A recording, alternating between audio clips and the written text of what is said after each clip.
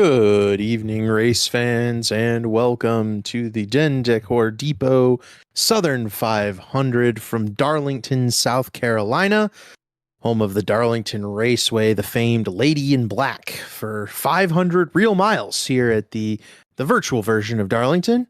My name is David Westergreen. For tonight's broadcast, I will be joined in the booth by James Watson. Zach Evans will be on personal leave for tonight, and we're going to keep him in our thoughts. Got David Huckleberry producing, Dominic Wright and Sam Beltwell on race control tonight. James, should be an exciting race, one of yours and my favorite racetracks on the service. Oh, this is one of the greatest ovals in the history of the world. There's just something special about it. Whenever you come here, you always feel like you're going into a time machine, walking into the old glory days of the sport. It's a feeling that just can't be replicated by any other track on the NASCAR schedule. So, and this always puts on one of the most unique races out there. You're not racing the other cars, you're racing the racetrack. You're just trying to make sure you take care of your stuff. You avoid getting as many Darlington stripes as you can, and then at the end of 500 grueling miles, you're just hoping that your car is in the best shape out of anyone else. Yeah, it's a grueling track. It's a grueling race, and we set a lineup for it just right now. The 4D Racewear Pole Award winner for this Belly Up Sports Cup Series event is Zach Novak, driver of the 42 Channel 199 Sim Racing Toyota. He'll be flanked by David Tooker on that outside front row. You've got Blake Reynolds, Zach's teammate, there in third. Scott Crump rolling from fourth. Justin Wadsworth and Ethan Stanley will be row 3. You've got Thomas Coonan and Tate Lytle in row 4, Garrison Hogan and Jonathan Cutlip in row 5, Trey Holmes and Chad Frankenfield make up row 6. And then on page 2, we have Ethan Burrell and Daniel Gore taking up row 7, Ty McIntosh and Jesse Racimus on row 8, 59 of Caleb Pacumer and the 83 of Johnny Thomas, row 9, Ray Bracey in the 7 and Josh Adams in the 22, rounding out the top 20. Gavin Hibbs in the 95 and Paul Mikolajczyk in the 77 on row 11. Corey Abbott and Brent Jones rounding out the second page of the starting lineup. We've got Jeff Green and Justin Vandermaal rolling off from row 13. Leighton Norgard and Tyler Fode, way back in the order for Tyler Fode there in row 14. He'll be one of the drivers to look for on the move tonight. Michael Hosek and Gilberto Javier will roll from row 15. Gavin Higgins and Ryan Schold in row 16. Harrison Talon, Seth Rawls will go from row 17. Jaden Racimus and Dusty Dewar will roll from row 18. And then you've got Kyle Hanshaw, Mark Urbilas, Gerald Campbell, Sean Judson, Michael Goodman, Carlos Acosta, and I believe it'll be Kurt Gibson and Matthew Weeks. I believe we're losing Tate Lytle, who just manually disconnected. And Connor and then Ray Bracey. And we're losing Connor Nixon there off of the back of the field in 45th. So Kurt Gibson will be getting to start, despite maybe, I don't think he would have technically qualified on speed due to not having a charter. Nixon will be the driver to miss tonight's race in the 17, along with Tate Lytle, who has jumped out on purpose. Zach Novak now pacing, getting ready to launch this Decor Depot Southern 500 tonight. We've got 367 laps around the famed Darlington Raceway. We'll go over the various nooks and crannies of this track as we go tonight. Should be a fun broadcast, a long time. Settle in, grab some popcorn, and enjoy this Southern 500 as Zach Novak, David Tooker take us down to the green flag.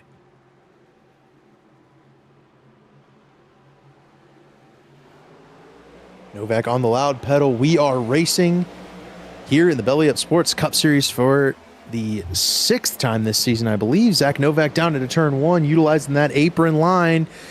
And see if these guys can get sorted out. Turn 2, not a place you want to be side by side. If you've seen Days of Thunder, you know it's turn 4 back then. And there's the crash. Ready. Thomas Coonan hard into the outside wall. Everybody scatters. Coonan keeps it straight. We stay green.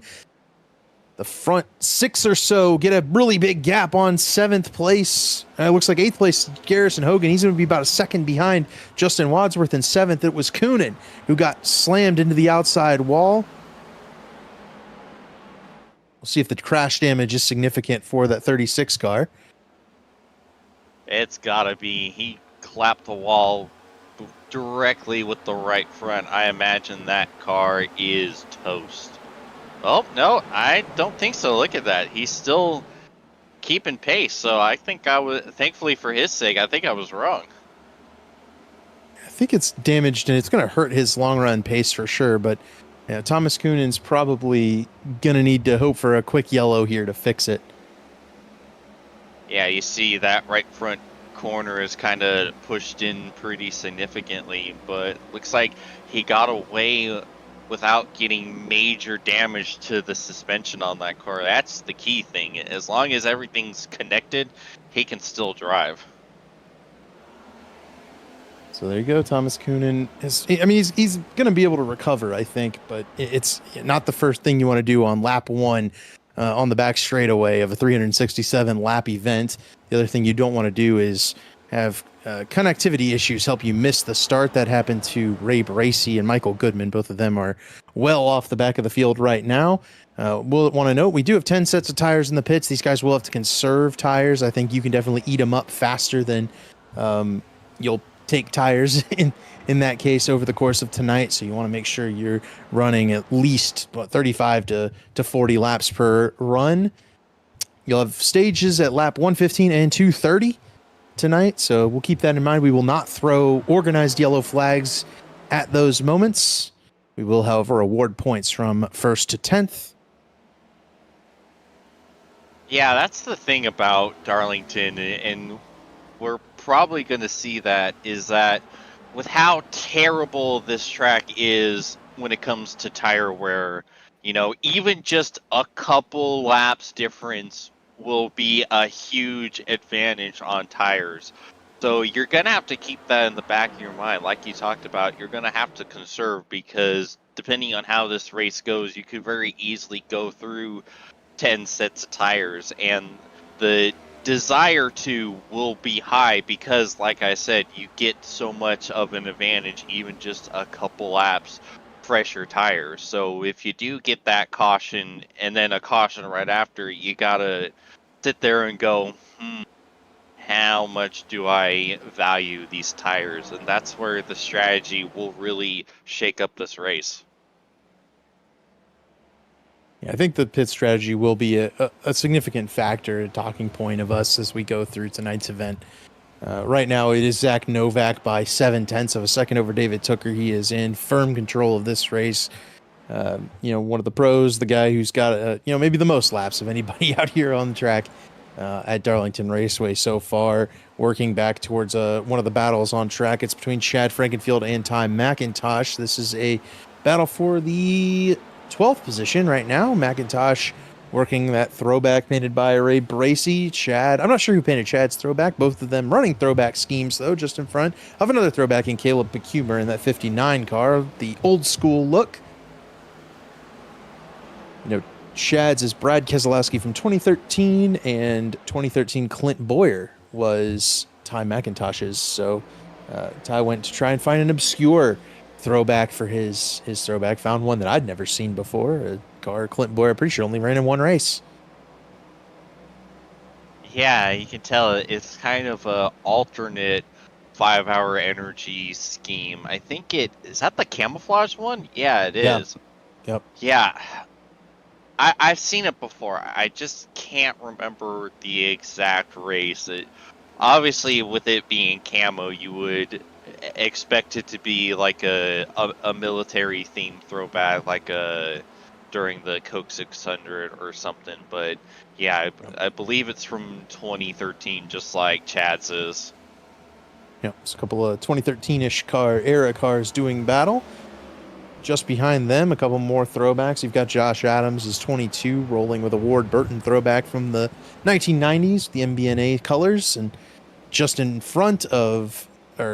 behind Josh Adams would be the 77 car of Paul Mikolajczyk. That's a Greg Sachs throwback for Mikolajczyk. And looks pretty solid. I'm a big fan of the old Budweiser. I think it's the old Miller scheme with the star in the door. Just a beautiful looking paint scheme. Yep, I believe it's the 22 that I believe was Bobby Allison that drove it. I'm Yeah, I not think you're sure. I right. know, yeah, it was one of the Allisons. I know that for a fact. I think that was even the car that went up into the catch fencing at Talladega that birthed the need of restrictor plate. And then that white car right in front, I believe that might be Big humor. uh yeah, I think that's a Jimmy Johnson throwback, that white Or Lowe's. Junior Johnson. I think No. it's Junior Johnson. Oh Yeah, yeah, that is much it's more from much old further. school. That is much better. Yeah, I thought it very was old school one. Yeah, I thought it was a Lowe's scheme that Jimmy ran. Chad's Oh, and Yep. he's got damage. Yeah, Chad's been in the back of somebody, but he got mega loose off turn 2 and had to jump to the bottom. Ty McIntosh got by. Johnny Thomas and Caleb Pacumer are both past the 15 car. Let's take a look at what happened to Chad Frankenfield there in turn 2. I Pretty sure think, the car just unsettled on him coming out of the corner. Right there. yeah, he still got the damage though. The damage came before that. I think the damage might have been in the Thomas Coonan incident. Yeah, I think Right you're around right. where that's right around where Chad started. Chad started P12. Coonan started 7th. So I'm willing to bet even if it was maybe checking up for the Thomas Coonan spin on lap 1, it's likely where that damage came from for Chad Frankenfield. Yeah, Chad's another one that needs that caution. It can't come out ASAP so he can get that work done. Chad does, and while we have this early green flag run, I'm going to keep directing us to various throwbacks while we kind of, I guess, wait for some action to happen. I want to call attention to Jesse Racimus' throwback in the 80 car. We did hit Brent Jones as well. Brent's running the Stacy Compton throwback, and then we've got Jesse Racimus here. This is the Dave Marcus throwback, and this one's near and dear to many a heart. Dave Marcus, one of the first favorites for a lot of folks in the older category, and Jesse's doing it justice. Even got Team Realtree on there. Looks fantastic. Absolutely. 2 cars in front of Jesse Racimus. Daniel Gore is running a. Man, Danny's gonna be mad at me. It's a Daytona or a European livery of. Do you know what it is, James? It is the. It's always difficult with the naming, with how Jaguar names their cars, but I believe it's the XJ-R9 from 1988. It is one of my all-time favorite sports cars. That car is just beautiful. It's got the covered rear wheels. It just looks absolutely gorgeous. Is when I saw this, my eyes just lit up because this is just such a gorgeous car, an iconic car, and Ray just made this paint perfect. Like, it's a perfect recreation. It is, and it looks really, really good. I love the purple. Obviously, from just a pure scheme perspective, I certainly don't have the history that Danny G and it was able to toss into it there, but fantastic paint scheme and well painted by Bojo. Passes did occur there. They're still occurring. Josh Adams and Chad Frankenfield are side by side there for about 15th. But the 22 and the 15, and Chad lifted in the middle of turn 2, let Josh Adams by, so move Adams up. Tyler Fody is actually working on the 2 of them right here in that 40 car. And that's probably the best battle on track. Fody's in a differing throwback as well. Let's see, I know Dave's. There we go. There's Tyler Fody's throwback, and we're going to get Tyler Fody catching up to Josh Adams and Chad Frankenfield here. A bit of a poor qualifying for Tyler Fody. He's already up 11 spots. Is that the old Pete Hamilton car? It sure is. It is exactly the Pete Hamilton car. Beautiful. Tyler Fody, the Dodge Daytona, as it were, there in the 40 car, and he's certainly doing it justice right now, running very well, making time through the field, but that poor qualifying effort certainly come back to bite him thus far, because he's only 17th, hasn't been able to continue progress forward. Up front, Blake Reynolds did go around David Tooker for the second spot. Right now, it is all Zach Novak and Blake Reynolds up front. Tooker third, Crump fourth, Ethan Stanley in fifth. As here's the best Whoa. group of battles on the track. It's Gavin Look at- Hibbs and Thomas Coonan, and then Elite Norgard and Ryan Schuld back there. Man, look at this massive humanity right here. Got the 21 car, which is a throwback to Chase Elliott's 2014. I believe it was still nationwide at that time. The paint he won the championship with. And Gavin Hibbs, is that the old Steakums car that Mark Martin ran in the 8? Wow. That is the old Steakums car, right? It is. And Gavin posted that one. I think even this might not even just be a Mark Martin car. I think Eric Almirola might have run this car. Yeah, this was 2008 when Eric and Mark were sharing the 8 car. That is obscure, and I love it. All right, that's a good one. We didn't, Thomas Coonan got put in the outside wall in lap 1 there, but we do have to mention that is the Kyle Busch NOS throwback for Thomas Coonan in the 36. That he won a bajillion races in I think 2016.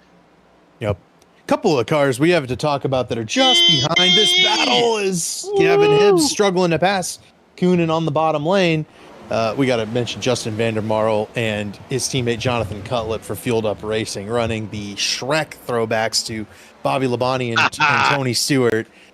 Here's Vandermarl's, and we'll jump up to Jonathan Cutlip running 6th here and show you that one as well. Just a fantastic take on it. And Cutlip's running 6th. He's 4.5 seconds back, but that's a car that I think definitely has a chance to win the race tonight. Love it. Fear these paints if you dare. That's the best Antonio Banderas impression I can ever do. Or Puss in Boots. Love it. Progress update for a couple of guys that started near the back as well that are coincidentally in some throwbacks that I want to talk about. As Coonan looks like he had some trouble.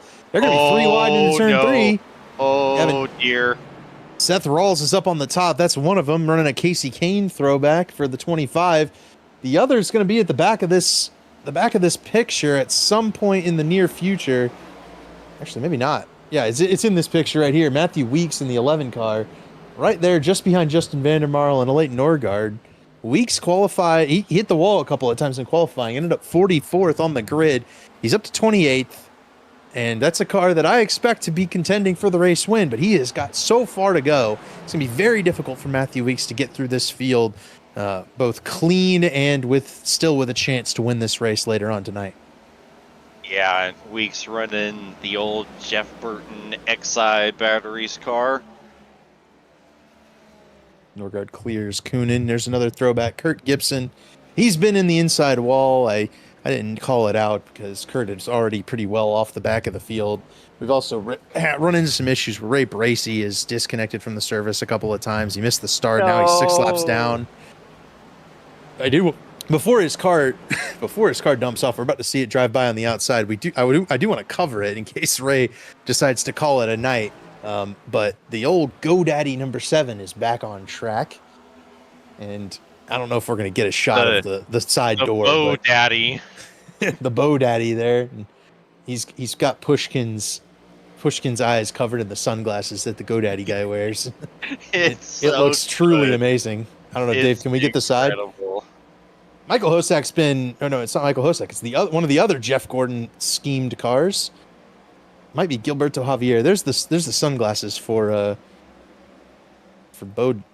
Pushkin. He looks amazing. Somebody's been hard into the inside wall. I don't know who it is what I'm looking for right now. I think it is Michael Goodman. Oh, Goody, no. Yeah, Goody's run afoul of the lady in black here.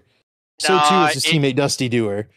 Nah, it's driving good, or should I say, driving Goody. Yeah, well,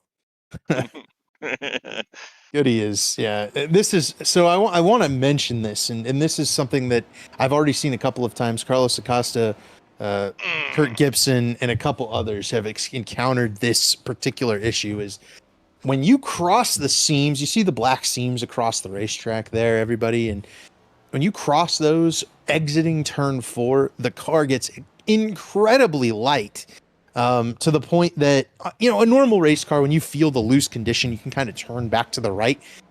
There is no saving this next gen car, really. Once you cross those seams and get this car out of shape in turn 4, you're going to do what Michael Goodman just did, which was slide down and hit the inside wall. It's just a matter of how hard you hit it. Obviously, Goody hit it very hard, to the point that it looks like he'll probably be done for the night. Goody might stick around and try and pick up some extra spots in a while there, but with iRacing's new damage policy, he's probably going to be hurting for quite a bit of time tonight. Yeah, this car is so temperamental. When you run afoul of it and it deems that it's time to let go, like you said, there's just very little, if anything, you can do to hold on to it. It won't be the only time we see this. No, we won't. And this is, we've seen a lot of drivers with incidents already. I think Michael Hosak had an incident early in the race that I certainly didn't catch. And then obviously Dusty Dewars had an incident as well in the 32 car. But there's going to be a lot of those, right? Where, coming up on 330 laps to go, you have to be so focused. And there's Gerald Campbell getting a piece of the wall. We don't have a Darlington stripe count. I think we had one a couple years ago for this race, but the Gerald got one. I've seen several. It's going to be a theme all night long of guys making mistakes, and then you have to rebound out of your mistakes.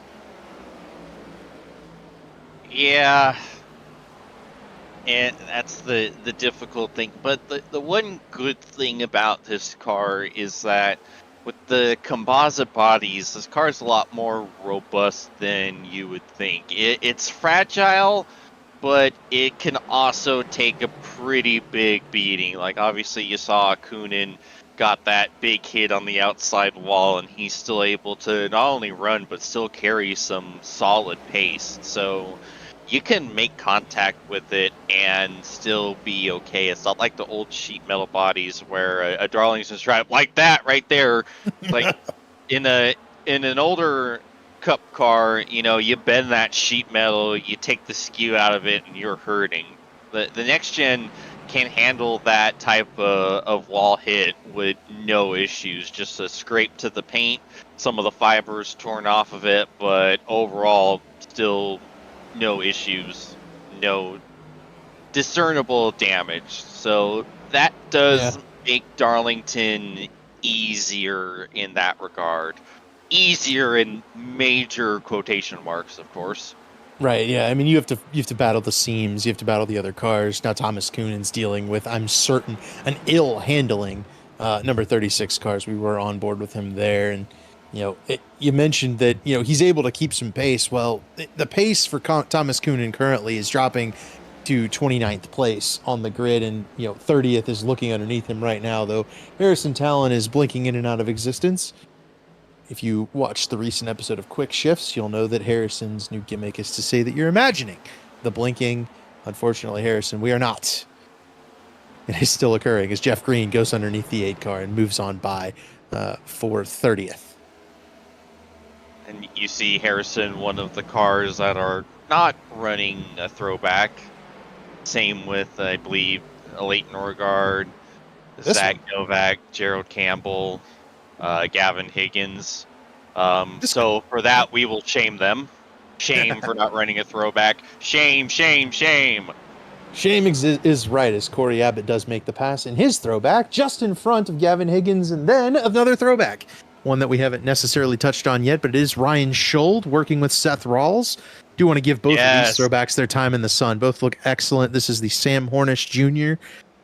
Throwback for Ryan Schold from back in 2008-ish days. Yep, love that car, which was also basically reusing the old Mobile One scheme that Jeremy Mayfield was running back at his time with Penske, and they ended up reusing it for the first year of Sam Hornish's Cup career until they changed to the more streamlined looking black, white, and silver scheme. That's Michael Hosak. Slow. Yeah, Michael Hosak got a piece of the wall coming out of turn 4 there. He is able to get back up to Song, but those guys did have to dodge around him. I'm sure a heart pounding moment there, as this is Seth Rawls and that Casey Kane throwback mentioned it earlier. running the racing Yeah, stripe scheme. I think it's 2006, might be '05 that I ran think this it racing was stripe scheme. I think it was '04 that they did the red with the white stripes, and then '05 it was the white with the red stripes that he almost won the Gotcha. Brickyard with. There you go. So that's an avid Casey Kane fan, as is James Watson, as am I. Yes, So we all love us we some are good men Casey of Kane paint scheme. culture. That's right. Matthew Weeks just behind Seth Rawls, and you know the difficulty Matthew Weeks is having carving through the field. 25th after starting 44th. I do want to call out Tyler Fode's progress through the field. He is up to 14th. That's halfway through the field from Tyler Fode's starting spot of 28th tonight. Difficult spot, I think, for Tyler Fode to be in. As for Matthew Weeks, Ethan Burrell is also way back in 27th. Haven't called his name very much though because he doesn't have a throwback, and yeah, as you said earlier, shame. Gotta shame these guys. Wait, did you say Matthew Weeks? Yeah, Burrell. Burrell. Okay, I Yeah. couldn't. My mic kind of cut out. Yes, Ethan Burrell does not have a throwback, so again, shame, shame, shame. Kyle Hanshaw got a little piece of the wall trying to go around Kurt Gibson. He just went a lap down. He's in the lucky dog spot. I do want to call one more throwback, especially before he wrecks it, because he just got really loose off of turn 4. 97 car of Sean Judson running a Jeremy Mayfield style 19 throwback. I think he's running the Spy versus Spy car. This might even be a Casey Kane car. Yeah, that's another '04 scheme. I think this might be a Mayfield though, because I think the green was more on Jeremy's car than Casey's. Casey only had the green when he ran the Mountain Dew car. But I did want to give Sean Judson a shout for running the throwback, since he is, and we're in the middle of a very lengthy 45-lap green flag run here with not a ton going on in terms of racing throughout the field. Sean, obviously we saw him pull over and let Blake Reynolds go on by. Lapped cars being courteous to the leaders. It doesn't have to happen here at Darlington, but when it does, I think the leaders will always be grateful. Yeah, and it's just safer for everyone that way. You need a lot of give and take when you're racing Darlington. The racing line itself, you see, this track is narrow despite all the paved, technically usable space. So unless you're battling in the closing stages, you're going to see a lot of give and take and people just making business decisions and letting cars go by, because it's risky if you try to keep it too wide. And unless there's points directly on offer, like towards the end of the stages and towards the end of the race, you're not going to fight. You don't want to fight. It's too scary. You don't want to, but here's one that's going to fight. Scott Crump is always willing to put up a fight. He's going to try to hold off Justin Wadsworth through turn 2. Wadsworth going to try to keep it steady. Those two battling right in front of Daniel Gore and Garrison Hogan. This is a fight for 6th place on the grid right now. Jonathan Cutlip just drove by Scott Crump a couple of laps ago and has pulled away. Wadsworth still trying to make that bottom lane work. Crump using the outside lane to his advantage, keeping the momentum up, not pulling over for that Pro Edge number 6 car. These guys were teammates last year, but they did not end on good terms. They both ended up wrecked in that finale race. Ultimately, Justin Wadsworth gets the best of Scott Crump here. No paint was shed. Everything's all right. Dusty Dewar's loose in the background. And these guys continue on with Justin Wadsworth 6th, Crump 7th. They are 10 seconds behind Zach Novak, man. This is going to be a tough race, I think, for everybody. I think everybody's kind of fighting for 3rd right now. Yeah, Wadsworth, another one that's not running a throwback, which is, again, shame, and also very shame since, the amount of Mark Martin throwbacks he could have used, just like he does in the 03 Cup Series on Tuesdays. Yeah. Worth noting, Scott Crump does have a throwback. That is a 90 Junie Donlevy car throwback. He runs it just as his normal scheme, so might as well take it to throwback weekend as well for the 90th Scott Crump. Technical throwback, just like David Tooker running the same Kyle Petty Hot Wheels scheme that he's run for the entirety of the season, and I think last season as well. Yeah, he's dabbled in this scheme. He likes also using that Monster Beast scheme. That, I mean, technically that can be considered a throwback since it's a um, it's a car Tyler Reddick has run in the past couple of seasons. So, if you really wanted to get technical with it, but you'll take the technical throwback for David Hooker, as well as, even unlike Ethan Stanley, that's just behind him, who is in fourth right now. Stanley not running any sort of throwback. This is the typical 91 car, and it's also pretty quick. Once again, Stanley, obviously last week's winner at Pocono, looking really strong again, though sitting about 8 seconds behind his two teammates over there at Channel 199 Sim Racing of Zach Novak and Blake Reynolds. Going to be tough for Stanley to go up there and catch his teammates, I think. Yeah, for now at least. We'll see how this race unfolds, of course. What chaos may be lying in wait for us. Josh Adams, Paul Mikolajczyk on screen right now. Potentially a battle for the 16th position brewing between these two, just behind Johnny Thomas.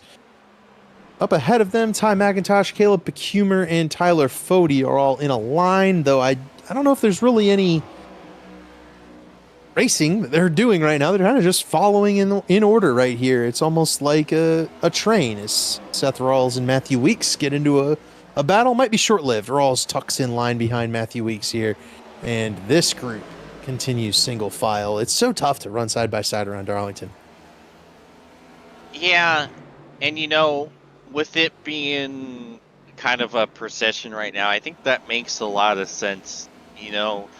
The best way to treat a Darlington race, especially the Southern 500, this is, for all intents and purposes, an endurance race. 500 miles is a lot. It's exhausting on car and on driver. So it doesn't really make any sense to really push and run hard this early on. So if you treat it the same mindset that you do if you're running a 24-hour race, and just keep yourself safe, take care of the car, and just turn laps and then see where you're at the end of it, that's the best way to run this race. Because especially since it will feel like a 24-hour race when you're done with it. Here is race leader Zach Novak, James, and let's go on board with him for a few laps, and we'll take you around Darlington a few times via the driver of this 42 car, the race leader. He's up 3 seconds on his teammate Blake Reynolds. So it turns out these guys are shifting every time in turn 3 and shifting back up into 5th on the front straightaway every single time. You can see it there. It's the top right on Novak's screen, a little bit obscured by the sun right here, but you see it right there. The green bars kind of shift down, and Novak goes up into 5th gear, lowers that gearing ratio for turn 1. You get out of it, you try to go up near the wall as close as you can, turn down off the wall through turn 2, then on the back straightaway, you're going to get as much momentum as you can, back off early. Novak honestly diving it in a lot deeper than I was even running practice laps in this car. He's running really, really deep into turn 3, finds the availability to slow down, get into 4th gear, gas it up on corner exit, and he'll do the same thing all over again. You need to do it 367 perfect times without touching the wall, despite needing to run up right next to it there in turn 1 and 2, and then get right next to it right there coming off turn 2, and then you'll need to do it again in 3 and 4. This is not an easy track to race. Absolutely not. And it's wild, like you said, how hard he's driving it in. Like, you think you would have taken care of it a lot more, but he's running pretty aggressively. And that's what's, ridiculous, is a plebe like me, knowing that I would have to try to be as easy on it as possible. And if I just push a little bit, I'm going to kill the right front. He's just driving it in there like it's nothing, and he's still the fastest car on the racetrack, basically. It's like how? Like, what am I doing wrong here? I think a lot of people are going to ask themselves that as Novak drops to the bottom, though. This battle has brought Blake Reynolds a little bit closer the last couple of laps. Just picked up 2 more tenths. It's down to 2.5 seconds. Thomas Coonan fighting hard to stay back on the lead lap, and that's well within Thomas Kunin's right. He needs that yellow flag. We mentioned it, the lap 1 incident from a car that qualified inside the top 10. There's speed in this 36 car. He's within his right to defend against Zach Novak, but at some point Kunin will probably have to roll over and let this 42 car go on by, because 42 car will get sick of him as he gives him the bump draft down the front straightaway here. Yeah, patience only goes so far at a place like this, especially the dirty air and how much this is messing up Zach Novak. So he's going to cut him some slack for a few laps, but now you see him making his way to the inside of the 36, trying to put Kunin a lap down. And I know Zach Novak's got the little asterisk on the tower, right? He's got the rookie asterisk. Don't be fooled. This guy is a pro. He's raced in the Coke Series. He's won races in the Coke Series. He's been in the Final Four in the Coke Series, which is kind of the premier iRacing series that runs these next gen Cup cars. And Novak's really good at it. That rookie asterisk that doesn't mean a whole lot here. It's just he's just unfamiliar to the rest of these guys in the field that he's running around. As Ethan Burrell kicks off pit stops here, green flag stops. He's gonna short pit a little bit. I'm guessing we have about 80 laps of fuel. James, I think you've run it recently. Do you know whether or not I'm right on that? I think it's about 80 laps of fuel. It was recently, but not that recently, and I have the memory of a goldfish, so unfortunately I do not. All right. Well, that's fine by me. As other drivers are coming down, Ethan Stanley coming down, Justin Vandermarl hits pit road, as well as Gavin Hibbs in the old Steakums car. So, not actually, I believe, sponsored by Steakums, but it's the one I know it as. And a bunch of guys. It'd be a lot cooler if he did. A bunch of guys have turned to drop down pit road. Sean Judson, another one that has hit pit road here at lap 63 or 64.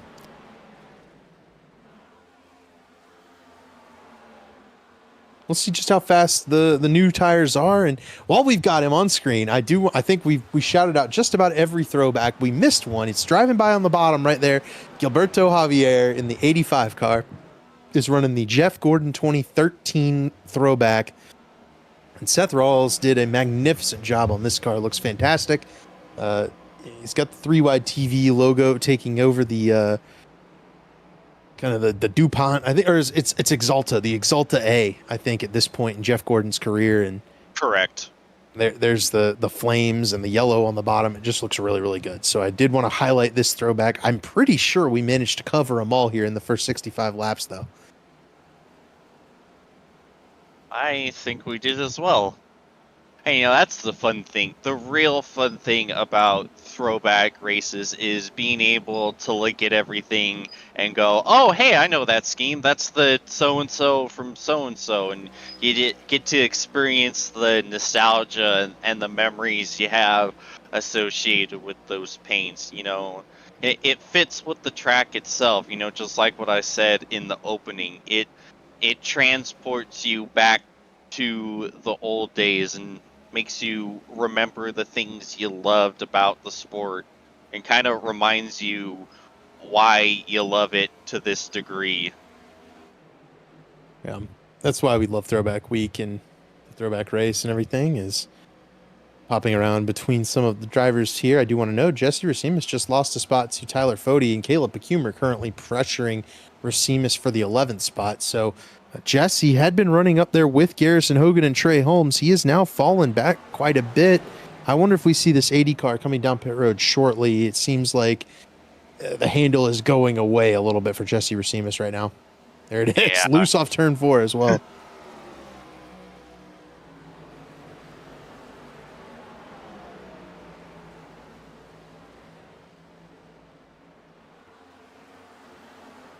A lot of guys are going to need to start thinking about it, though. If you want to flip this race from 20th, 25th spot, Brent Jones, Leighton Norgard, you might as well make another pit stop and try to run more laps on the fresh tires. I think that's really the way. As here comes Justin Wadsworth down pit road. That's one of the first drivers in the top group to need to make a pit stop. I also want to note that Justin Vandermarl did get a speeding penalty that he'll have to serve. But it's kind of what happened last night's race, and I know you broadcasted it. I was racing it early in the race. We saw people were saving fuel and thought, well, we could save fuel. I don't want to do that. As Matthew Weeks goes around Johnny Thomas for the 15th spot there on the back straightaway. I don't want to do that. I want to drive hard. I want to run as much as I can. And if I have to make an extra pit stop in the race, fine, so be it. And we saw that the two strategies merged on where the race leader was on one strategy and the runner-up finisher was on the other strategy. So I think if you commit to running more pit stops, right, an extra pit stop effectively, and short pitting every run, and we get a green flag run like we are right now, you'll eventually cycle into being much higher up than you would be if you tried to stay on the same strategy as everybody else. David Hooker comes down pit road. Absolutely, and you yourself made that 3-stop strategy work to perfection. You gained so much track position in when it was all said and done. Like, you were one of the, if not the biggest mover of the race. So you're pretty qualified to talk about differing strategies and how useful they can be. And worth noting, right, it only really worked because we didn't get that yellow flag. So right now, if the yellow flag came out, Ethan Stanley, Ethan Burrell, Justin Wadsworth, Gavin Hibbs, they would be in trouble, right? They're lap down. They have to take the wave around, hope for another caution to get on sync with the leaders. It's not what you want. But if this race stays green, we're 73 consecutive green flag laps to open it up here. That's really good. We ran caution free last night. It's possible this group can do it. I know they can. I've raced all of these guys before. They can certainly put on a show of green flag racing, but it will open up the strategy if you can keep it green for long enough to let this cycle play out and get into another pit cycle. Because by the time Ethan Burrell is ready to pit, right, for the second time, he'll only have been, the other guys that, oh gosh, this is going to be hectic here. Adams, Schold, Rawls, Tooker with fresh tires. Oh, this massive humanity, but I think we got through it as good as we could hope. Yeah, here comes Tooker's going to blow by these guys with that fresh rubber, and he'll do so cleanly, and they can resume their battle for 16th spot. But to my point, if Ethan Burrell commits to pitting every 60 or 65 laps, if these guys can go 80 to 90 laps on a tank, and I'm not 100% certain they can, but they're going to be near their next pit, and they'll have pitted, and then Burrell will have pitted again. So it ultimately ends up putting you right near the same strategy as the people you're racing around. So ultimately, I think we're seeing that maybe it is around 80, as here comes Tyler Fody. Jeff Green is coming on pit road. And he's being followed down by, I couldn't even tell who that was. We've got such a glare from the setting sun. Chad Frankenfield's been on pit road. Daniel Gore is heading down pit road. Blake Reynolds, Zach Novak are both on pit road. The first lead change of the race occurs, this time by Jonathan Cutlip. Stays out. He will take over the race lead.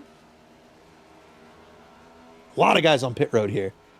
So it looks like 75 or so is exactly the lap, which doesn't leave a whole lot of disparity when you pit at 63, 64. You probably needed to pit 10 laps earlier, I think, in order to actually get some benefit from that extra pit stop. Yeah. But Cutlip down, Scott Crump down, Hogan down, Holmes down pit road as well.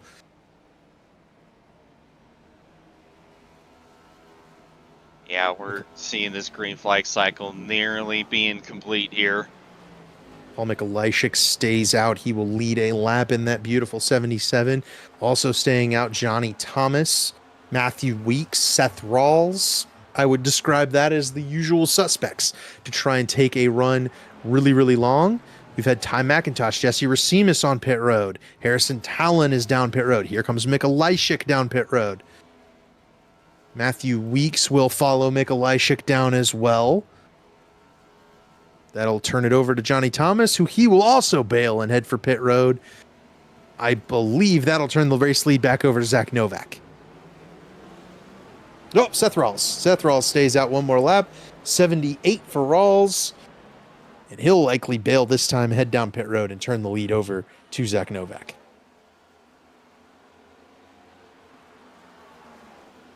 Yep, here comes Rawls. That's an interesting spot, and we didn't necessarily get to it, but we've got 367 laps. We might as well talk about it now, as Dusty Dewar is going to get right in front of Seth Ross here on pit entry. The pit entry for Darlington is on the back straightaway. It is a tough spot to enter, and you have to really commit to an early braking point in order to get on this pit road. As Seth Rawls overslid the box, that won't help him too much. And Dusty Dewar, I think he got a piece of the wall in turn 2 here, and that's going to cost him some time. We'll go back and take a look at it. The lead has turned over to Zach Novak. I think Ethan Stanley did sneak a lap lead in there before Novak got to him. It's going to be right about... maybe not. Wow. You think he blew the right front? I think so. It's not out of the realm of possibilities here. Dusty, of course, in the Kyle Petty mellow yellow throwback. Oh, yeah, that's... Gilberto's hit the inside wall. I see nose damage no. on the 85. Caution's out. Oh, caution! First time tonight, and it looks like it's going to be Jeff Green in turn 3. 81 green flag laps and a green flag cycle to open this up. Yes, confirmed that Dusty Dewar did blow the right front tire on that 32 car. Here's the spin for Jeff Green, and it's what I was talking about earlier. When you cross over those seams, that the rear end of the car gets so light, it's so easy to just loop it, wind up, spinning out just like that. And Jeff is the first one to get to where the car is actually backwards on the racetrack. The other ones have kind of slid to the inside, not brought out the yellow. Unfortunately for Jeff, he will get the tally for bringing out a yellow flag.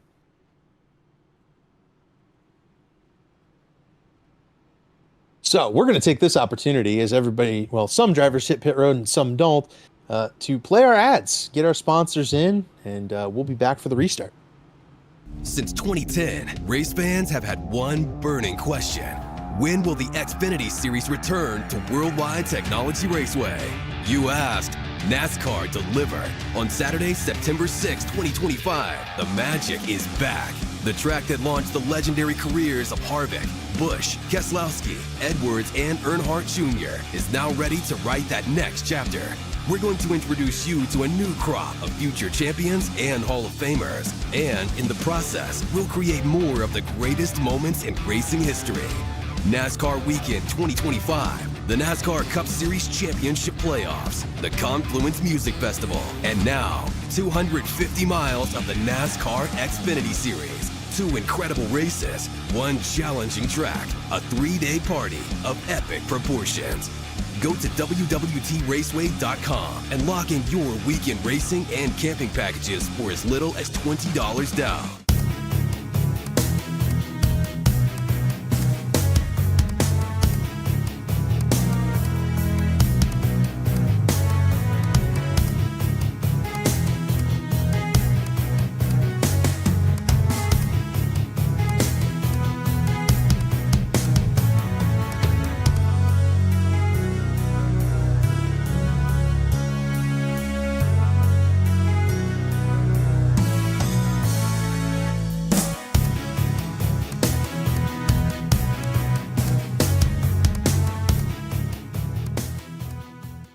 Now let's hear about Blue Egg Marketing.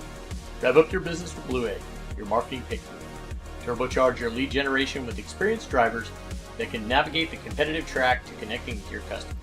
With Blue Egg, you're always in the pole position, leading your brand toward victory lane. Don't spin your wheels, accelerate success with Blue Egg, fueling small businesses to win big.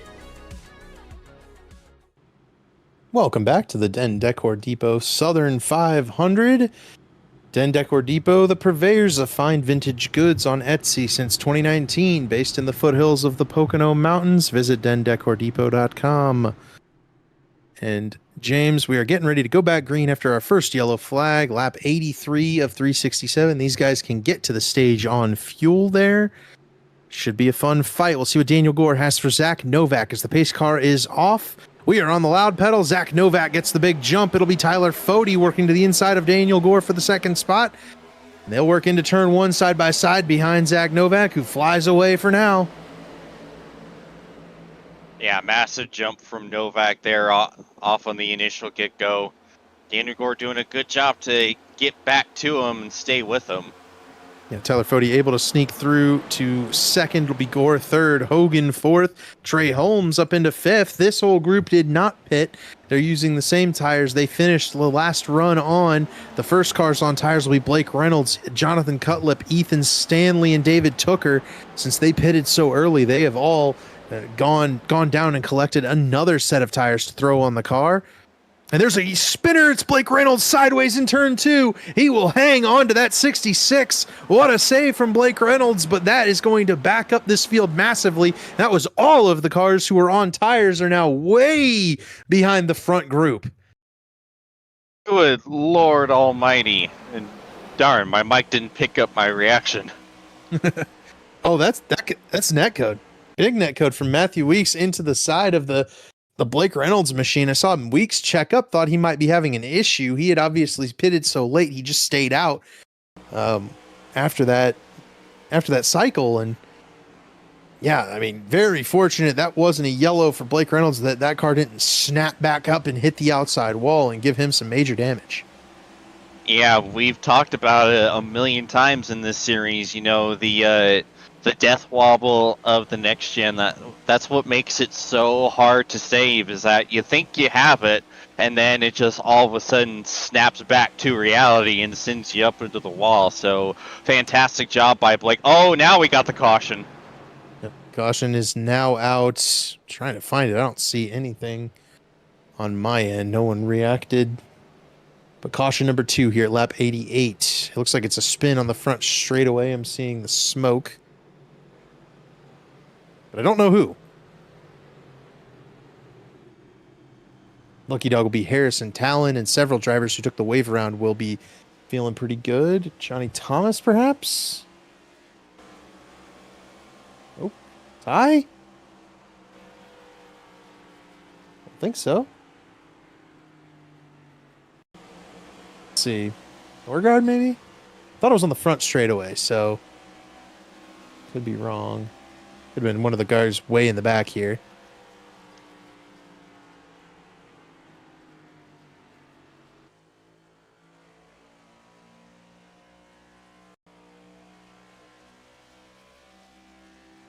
I don't know. I don't know where it is either. Yeah. We'll add so tune into quick shifts on. Wait, Michael Goodman just messaged me. He might know it. I think it's Gerald.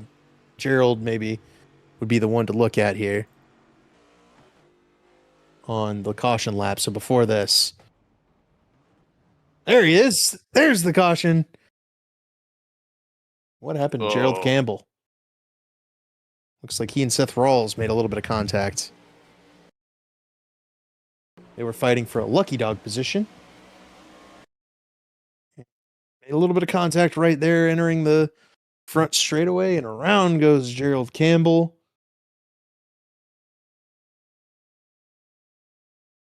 Harrison Talon will collect the lucky dog and jump back onto the lead lap, I believe.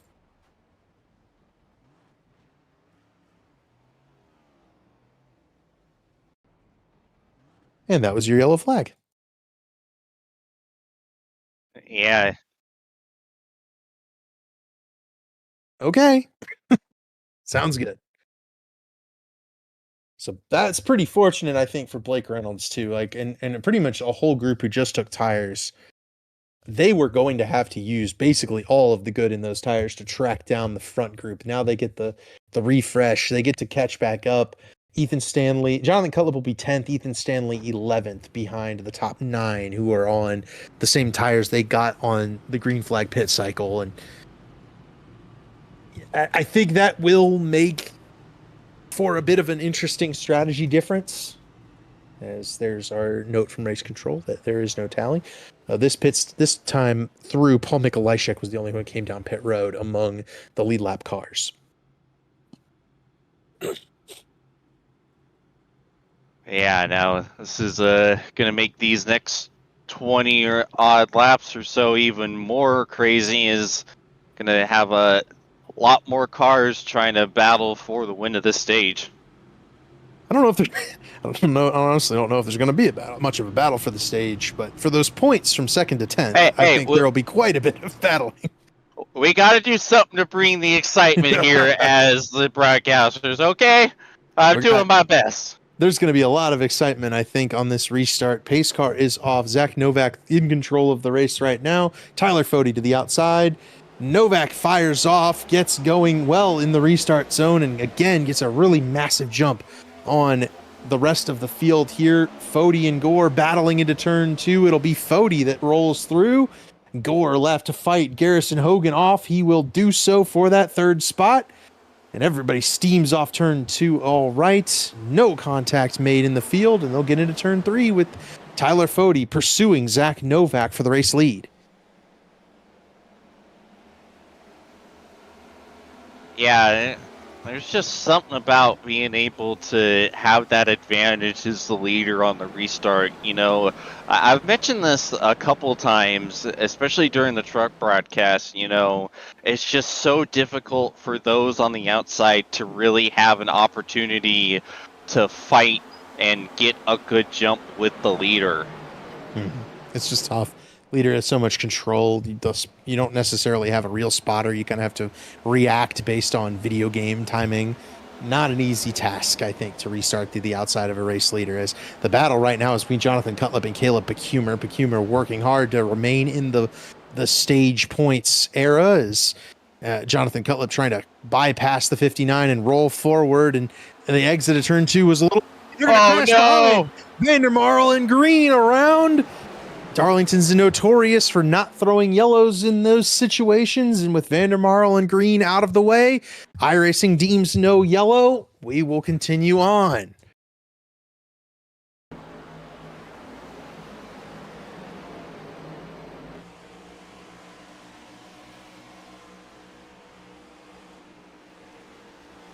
Oh man, and that's the net code, the same net code that from Matthew Weeks to Blake Reynolds that picks up Justin Vandermarl and Jeff Green right there. Ultimately works so where they are able to get out of the way and not cause the yellow flag to come out. Yeah, like you said, that's the thing about iRacing cautions, is that it deems all that unused space to the inside of the lines as the apron. So because of that, anything on the apron doesn't trigger a caution. So yeah, it's at times very difficult to get a caution at Darlington. Dusty Dewar snaked his way through the wreck, able to find a gap there to split and avoid the spinning Jeff Green and Justin Vandermarl. Battle here between Leighton Norgard, Ty McIntosh, and Gavin Hibbs. McIntosh rolls the top and gets around the number 95 car. That was a battle for the 19th spot. It is no longer.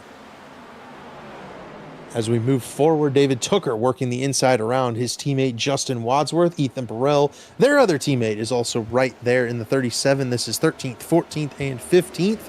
They're just in front of Blake Reynolds, who absolutely cooked the good off of those tires in that last run from the save.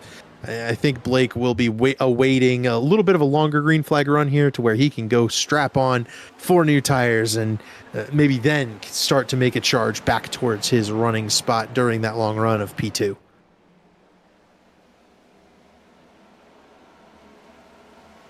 Yeah, and just to further highlight, you know, Tyler Fody being able to make that comeback from his not Tyler Fody like qualifying effort to get up into P2. You know, it's one of the last people you want to see in your mirror if you're Zach Novak.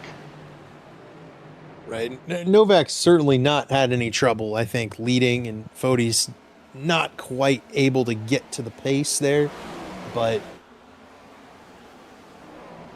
right now Novak's just in control at this point, and Fody, and then Daniel Gore has a pretty firm stranglehold on third with Garrison Hogan fourth, and Jonathan Cutlip, Ethan Stanley, Matthew Weeks, they're all buried in traffic right now, stuck behind the 20 car of Gavin Higgins.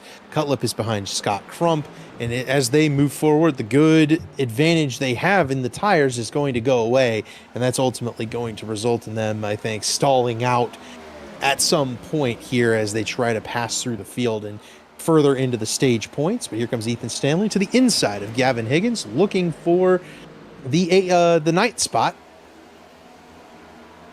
Tight off turn 2, but ultimately that battle will not be finished yet. It's Stanley to the inside, Higgins to the outside, and that's stacking up the whole field behind them. It's Weeks, Wadsworth, Becumer, and Tooker all fighting for it. Becumer almost into the side of Justin Wadsworth. They will maintain as Gavin Higgins continues to defend using the outside against Ethan Stanley on the inside.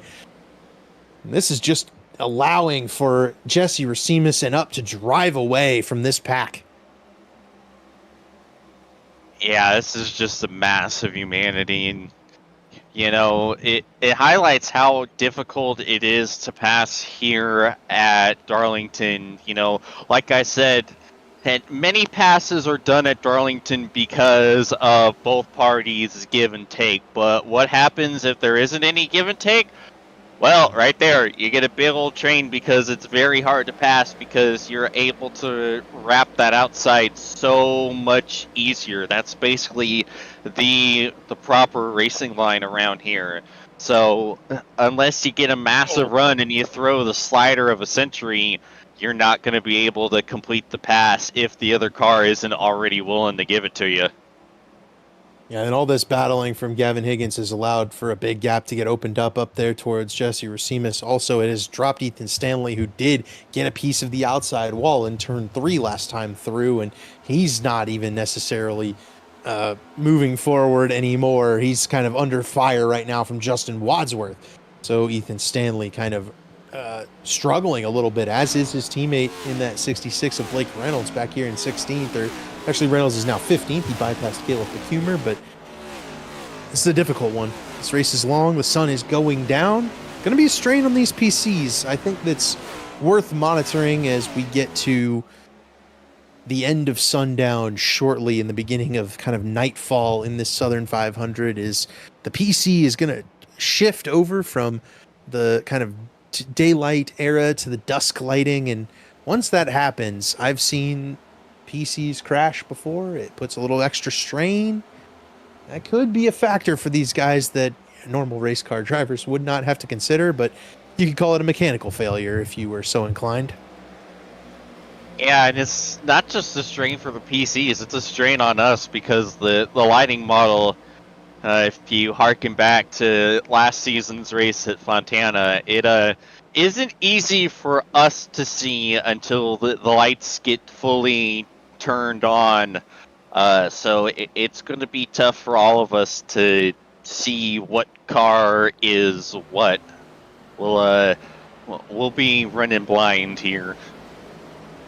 The glare on these cars definitely not playing nice, as will, I think, the darkness once things get going. I think we get going towards that dark end of this first race, but this first half of the race, but we are coming up on the stage. Tyler Fody has not been able to mount a charge into the race lead of Zach Novak. Daniel Gore sits third, Garrison Hogan fourth, Trey Holmes fifth. In sixth, it's Scott Crump. Jonathan Cutlip sits in seventh. Jesse Racimus is eighth. Gavin Higgins has held on to ninth. Matthew Weeks currently runs 10th. He is now going to be dogging after Gavin Higgins, looking to increase the total stage points gained here. This is the first fight on track right now. Everybody else seems content to try and make some more laps, try to knock some of the rest of this race out. With just 7 laps to go in the stage, though, there's got to be some urgency from this group right here to try and get some of those extra points. I just don't know how much urgency you can have, though. Darlington's so difficult. You still have to maintain that you're racing the racetrack, even though, oh my, David Tooker almost a piece of the wall at the top of your screen. You have to race your competitors while taking care of your car. It's just not the easiest thing to do. And right now, Gavin Higgins has run down Jesse Racimus. So Higgins is going to be looking to make a pass for 8th while defending against Matthew Weeks for 9th. a difficult spot for the former. I guess he's not a rookie of the year. I think he kind of got beat out by old Blake Reynolds. Absolutely. Darlington at times feels like that one SpongeBob clip where he's doing all the household chores at once with like 10 arms. That's kind of how it feels like having to drive it. Like you said, you're having to maintain and monitor so many different things at once.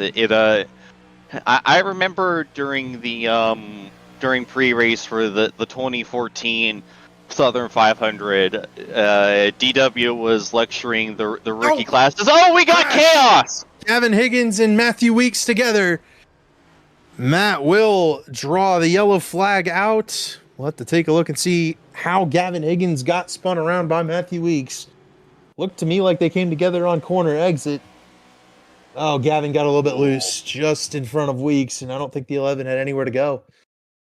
Yeah, I think we kind of inadvertently called that one there, Dave. I think we were alluding to something like this happening.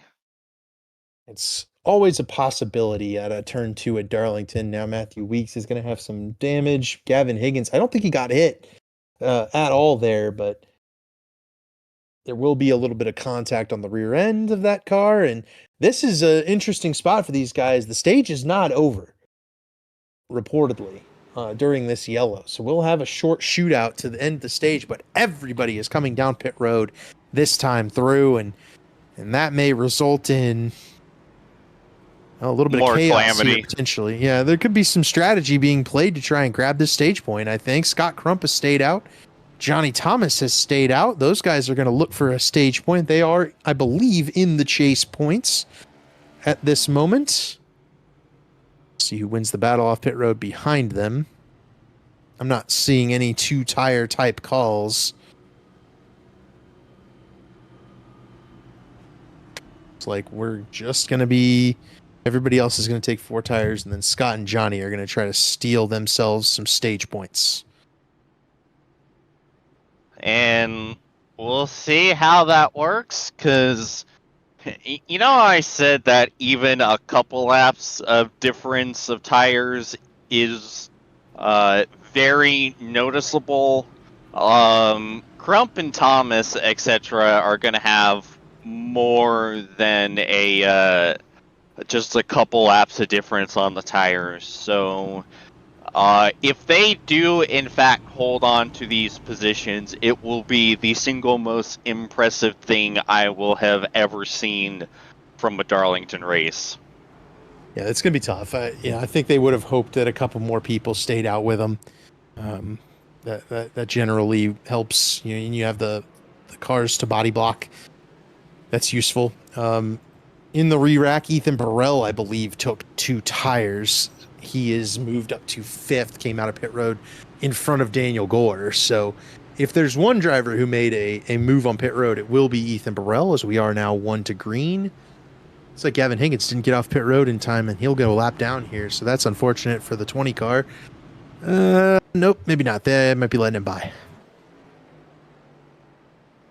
Yeah, he looked out there.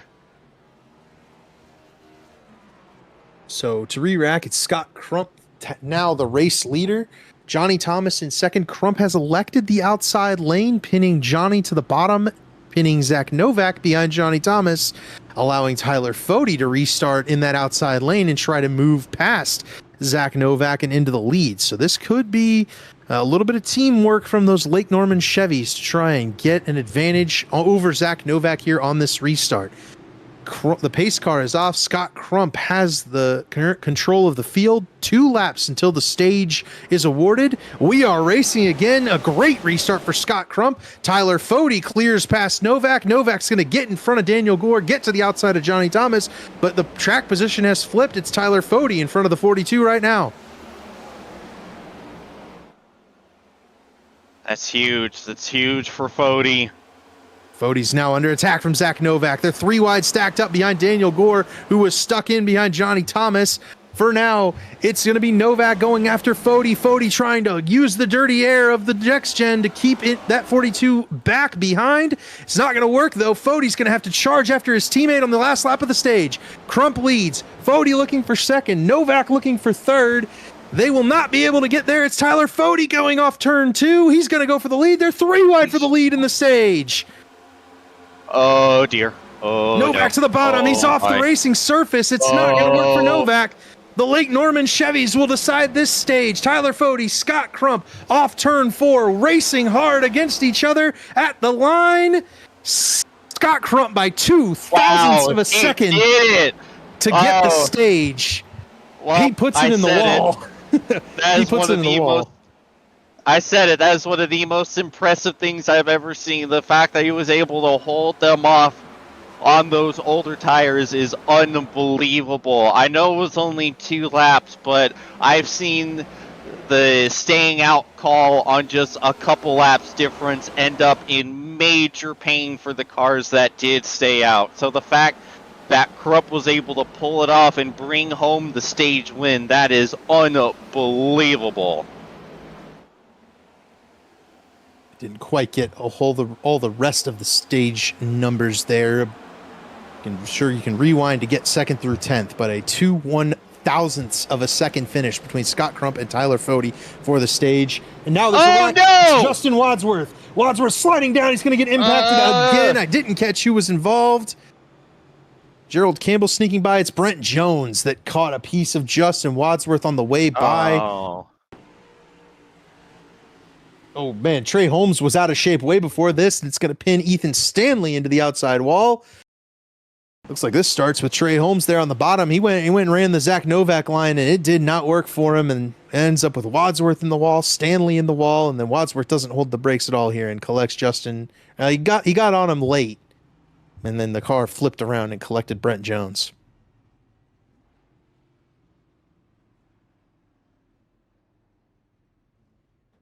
Well, that is exactly what Scott Crump and Johnny Thomas needed. That couldn't have gone better for Scott Crump. Gets the stage win, gets a caution a couple laps after, so he's able to get tires and get on more even footing. And in fact, now he's going to have a little bit of an advantage with the slightly fresher tires. Yeah, it is really going to help. He and Johnny Thomas have bailed for pit road, as has Ethan Stanley, to try to fix some of this damage. And here's another look at this crash from Trey Holmes. As he just entered the corner too low, it looks like, and the car got out from under him.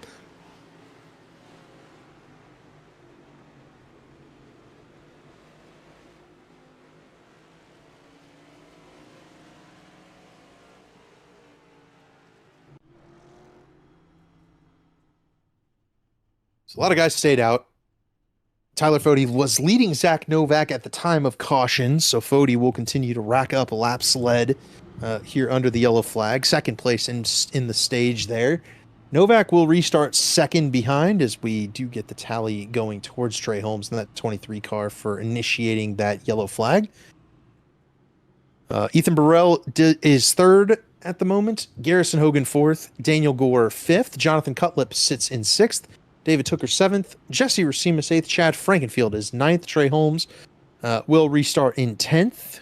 Remember that tallies in the Elite Racing League do not result in a EOL or anything, but if you get 2 of them, you do get sent home, barring any sort of appeal or review of one of those tallies. But when your car jumps sideways on you in the center of the corner and kicks off a multi-car incident, there's not a whole lot to review. So Trey Holmes will have to be very careful as we go through the rest of tonight's race to avoid adding a tally to the number on that 23 and getting removed from the server.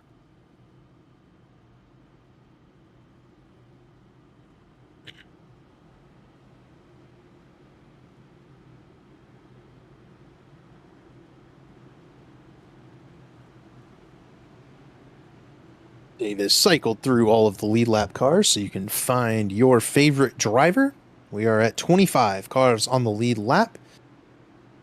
Thus, so far in tonight's race, lap 120 of 367. Tyler Fody on the bottom on this restart. He'll be flanked by Zach Novak Ethan Burrell and Garrison Hogan in row 2. The pace car is off. The restart is gone, and Tyler Fody is as well.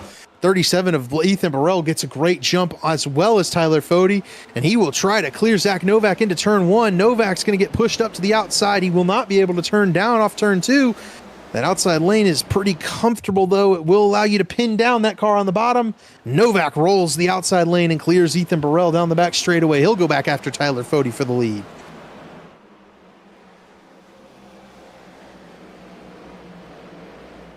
It is Fody, Novak, Hogan, Burrell, Cutlip, the top 5 after one lap here. As we're back underway, we'll see if these guys can string it back out. We've had a rash of 4 yellows in the last 40 laps. See if these guys can maybe get back to a clean and green state here. Yeah, it was started out very, very clean, but now it's definitely kind of become anything but.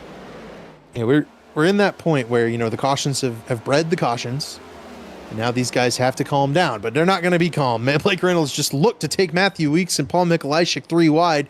That was going to be a bad move, and Reynolds bailed out of it, just opted not to continue on with that call, and they single out here, but Reynolds has been making some pretty interesting dive bombs. This is probably a good one to follow, is now that he's strapped on fresh rubber on this 66 car, and just behind him Scott Crump has the freshest tires in the field. These two are going to be very interesting to watch start to move through the field if we do get a chance to go green here. Yeah, right now that is exactly what they're hoping for. That's what they want, and I'll tell you who doesn't necessarily need that right now, though, is Tyler Fody. He's going to have a mirror full of Zach Novak as Paul Mikulajczyk gets passed by Scott Crump, and here's the battle for the race lead. Tyler Fody has it. Zach Novak wants it. Novak stalking Tyler Fody into turn 1. Fody able to kind of hold his own right now, but it just seems like that 42 car is so quick on corner entry where he's able to make up a ton of ground and still maintain that run off in turn 3, and looks like he's even better on corner exit in turn 1. This car is just really strong right now.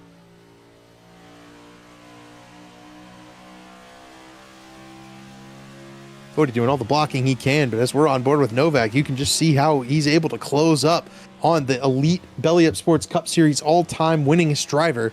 And Fody is just trying to hang on at this point, trying to use the width of this next-gen car, the dirty air, do everything in his power to hold Novak off as much as possible. But at some point, he'll probably have to give up the lead, but it will be fuel for later. If he can get this race lead back later in the run, that's certainly a spot where Tyler Fody can hold Novak off. He knows what he needs to do right now. As Tyler Fody backs off and lets that 42 go, it's best right now to wait and race later in the event. That guy can go out there, he can set a pace. He'll come back to you later, but for now you got to let him lead, because he's going to pressure you and maybe force you into a mistake if not. Yeah, part of the give and take there, with if you're trying to save tire, which I'm sure Fody is trying to do, having someone beating on your back door is not going to help with that at all. So sometimes it's just better to make the business decision. Mark Robilas has had an adventure down the back straightaway where he got loose. I've also seen a huge plume of smoke on the front straightaway. I think these guys have started to encounter that loose condition. There's Robilas' smoke on the back straightaway. I don't know who made the smoke for the front straightaway, though, so... Smoke on the front stretch. Bow, bow, bow, bow, bow. That's all I'm legally allowed to sing before we get DMCA'd. No, it's too accurate. or smoke on the... James's rendition of Smoke on the Water. Your count just dropped in half. So... Back to racing here at Darlington. Blake Reynolds is working his way through the field. He's currently going after Caleb Pecumer for the 12th position. Matthew Weeks has also been kind of flying through the field at a similar pace as Reynolds, as has Scott Crump. So those three are the ones that are kind of on the move at the moment, as Pecumer working in the 12th spot right now, having a really good run in that 59 car, but it's it's kind of difficult when Blake Reynolds is the car bearing down on you, and Pecumer trying to just run his line and find that comfortability in this next gen car. Reynolds bearing down on him, trying to find every which way to get around. Yeah. Caleb is obviously a incredibly capable driver, but whenever you have Blake Reynolds in your mirror, you just kind of feel like the Jaws theme is coming over the horizon. Yeah, it is, and Caleb's doing a good job, right? This next gen car is tough to pass. There's a lack of horsepower and a lot of draft, right? And that kind of combines into being and a lot of that dirty air combines all together into being it's difficult to pass unless there's a significant tire advantage. I think there is a slight tire advantage for Blake Reynolds right now, but it's minuscule. And ultimately what the big kicker difference is going to be is Blake's positioning here and aggressiveness. And I think that's what Caleb is trying to be smooth. He's trying to get into a long green flag run, and Blake's trying to move forward and make passes. And those are two different mindsets. They're kind of clashing here at Darlington. Oftentimes what happens when those two mindsets clash is a wreck happens. So see if two of these guys can come to an agreement on who deserves the second 12th spot. Oh, well, there it is. Oh no, yep, there's the physical clash for the mental clash. That is exactly what I was talking about. Oh my goodness. Caleb gets a piece of the wall off turn 2, catches Reynolds, and both of them hit the wall very hard. Scott Crump rolls on through. Ty McIntosh trying to get through in the 10 car. Now everybody's stacked up behind Caleb, who has front end damage. Oh, this is going to be tough. Ty and Blake side by side. Oh, Caleb no. loose off turn 2, and Pecumer will have to back out of it. And ultimately, that probably puts a pin in the chances of that 59 car to come home a winner tonight. Tough break for Caleb Pecumer, and I think that's really going to harm Blake Reynolds as well. The right front damage is probably the one place on this car you do not want to get damaged in the race tonight. Yeah, and once again, we called it there. We knew that something was gonna happen, and not that necessarily both cars aren't weapons. They're both very clean and very capable drivers, but that's just more of a thing about Darlington. Exactly. That's what I was saying just before the wreck, right? It's when you just have two differing styles. Caleb's trying to be smooth, trying to go long, and here's the caution. And Blake was trying to pass him. That's often when you get a wreck because of that aggressiveness combined with, well, I'm not going to pull over and get out of your way. It's going to cost me more spots. That's where things can get ugly, and they did on the back straightaway. Here's the incident. Oh, man, Gilberto. Oh. Head on in the outside wall. Oh, it stinks. I'll tell you, I ran some practice laps. Initially, I was planning on running this race for my boys at South Shore Racing. Ultimately, I felt pretty uncomfortable in this car, and I tell you what, I think I would have been ending up just like Gilberto right here. It felt so uncomfortable in 3 and 4. If you even hit the wall like he did right there, and you see when he crosses over that outside seam, the car just completely gets out of shape on him and hooks back head on into the outside wall. The tally will be on Gilberto, and in addition, the damage to that 85 car will be pretty heavy for the Shifty Sports entry, unfortunately.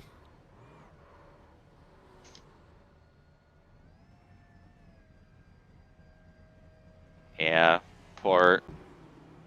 That's certainly an unfortunate incident right there. Feel bad about it. But I think that's all of the Jeff Gordon throwbacks also. I'm pretty sure they're all gone. Goody had one. He crashed out early. Michael Hosack had one. He's crashed out. Now Gilberto's crashed out. I'm pretty sure that's all of our Jeff Gordon throwbacks, and they're all wadded up tonight.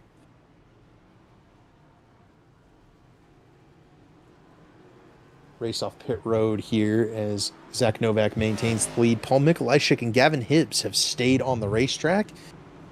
And I believe Gerald Campbell is going to get the lucky dog.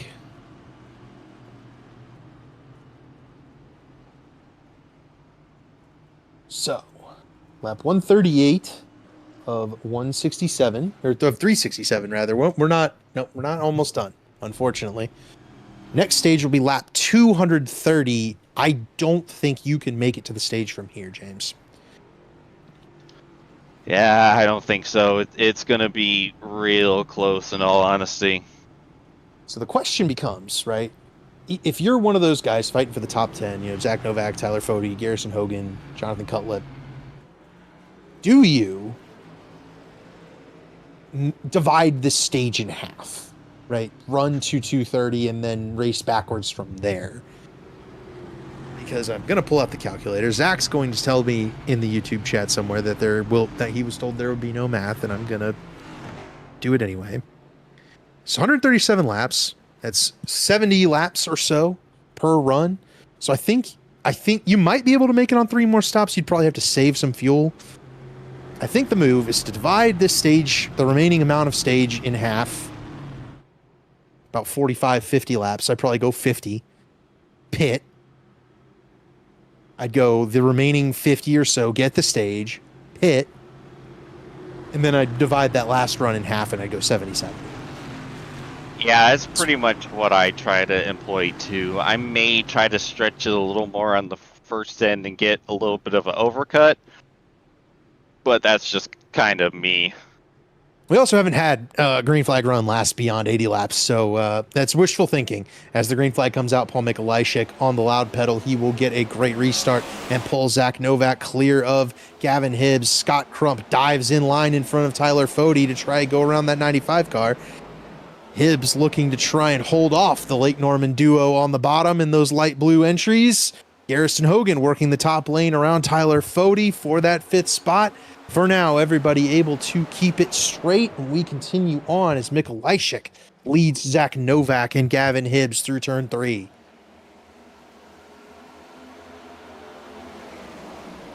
At the line this time, Mikolajczyk leads. Novak fires it deep into turn 1 and give the race lead back to Zach Novak. Mikolajczyk was able to hold him off for a lap, but no longer than that. And I'd make a mental note of that later in the race if we do happen to have a caution maybe on that green-white checkered. I just don't think these guys have enough pace on slightly older tires to be able to pull off the Regan Smith. Yeah. You have to hold off 2 laps to pull the Regan Smith. Side-by-side battle between Daniel Gore and Chad Frankenfield. Give it to Danny G in the 69. He moves around Chad Frankenfield just in front of Jesse Racimus. Loose was, I believe, Mikolajczyk. Gavin Hibbs got a little bit out of shape as well. That's going to open the door for Scott Crump, looking for 3rd. The 90 car is going to move forward, our stage 1 winner, and he'll find a way into 3rd, looking for 2nd now on Mikolajczyk as well. And give it to Scott Crump. He clears by Mikolajczyk rather easily, but he's already a 2nd behind Zach Novak.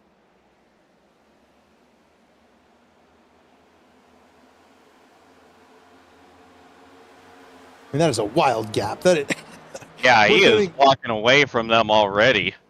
Zach Novak just ran a 29.1 in practice. That would have been fastest in practice. This was the race. Now, I will note that the temperatures are down. You'll note the sun is setting. The track is getting cooler. We're at 88 degrees. I'm sure we started up in the 100-ish range for this event. So Novak taking advantage of those cooler temperatures to run some quick laps, but for now he has got the fastest lap by a mile in this one, and he was the fastest car on track the last couple of times. As it'll be tough for these guys to catch him when he's running laps like that. Absolutely. Crump 2nd, Mikolajczyk holding up Tyler Fode right now for 3rd. It'll be Garrison Hogan in 5th. Hibbs now 6th with Burrell, Cutlip, Tooker, and Gore rounding out your top 10. The 2 cars on older tires are Hibbs and Mikolajczyk, and it'll be Mikolajczyk trying to hold back Tyler Fode. That's not going to work, though. Fode to the inside of the 77 entering turn 1, and Mikolajczyk lifts a little bit early. In that lift, it's going to give a chance for Garrison Hogan. He won't be able to get it done. Tyler Fode clears ahead of Paul Mikolajczyk and will try to pull away down the back straightaway and get clear of this train of cars. Scott Crump's already clear of as well up ahead, and Zach Novak way clear of on top. And now it'll be Garrison Hogan to the bottom, and he'll find his way around. Yeah, one of the things that I love about Darlington, it's tough to pass. That's a good thing. It makes things more difficult on the drivers, and you have to race the racetrack, and I love that. And, but that means these cars on older tires really hold up the guys behind. Right now, Daniel Gore and Chad Frankenfield are side by side, stuck behind Gavin Hibbs. And that could result in some extracurriculars because these two have been going after each other since the restart, and Chad's going to get the best of Daniel Gore right now, but Gore's fighting back on the bottom in that beautiful purple and yellow number 69 car.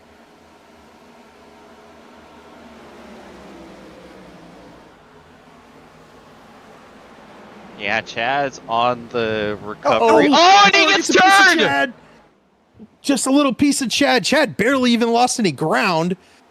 Now that 15 car gets a little bit squirrely on corner exit, and he'll have to back out of it.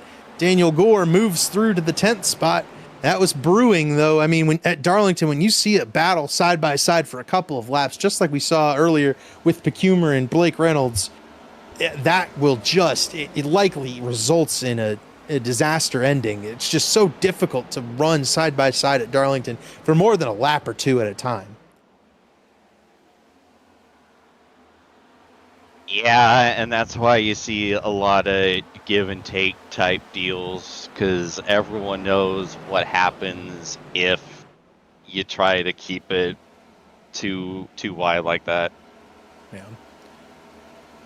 So Gore now has both Hibbs and Mikolajczyk in front of him. That's going to open up the top 7 to try and pull away from what'll eventually be 8th on back once these guys behind those two cars that have stayed out on older tires can actually get around them. Gore working around Hibbs will be the next battle on track. And in fact, here comes Danny G looking to the bottom. Not going to have anything for Gavin Hibbs right now. That 69 car, even with the newer tires, is just doesn't quite have the pace to be able to move up and around Gavin Hibbs. I think he's just going to have to find a run while in the draft of this 95 and then pull out on one of the straightaways.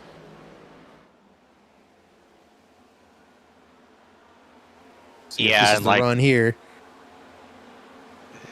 And like I said, we're probably just going to have to see a lot more slide jobs as this race goes on too. Is Danny G able to get the pass done? He got it. Gets around Gavin Hibbs, moves Hibbs back to 10th, Gore up to 9th. It'll be Chad Frankenfield's problem to get around the 95, and now Danny G's going to have to go after Paul Mikolajczyk. Worth noting as Danny G pulls up on Mikolajczyk that you guys should tune into Ray Bracey's program Quick Shifts. It comes out on Wednesdays, and he likes to put a different name for Paul Mikolajczyk each and every week. And I won't give you an example name.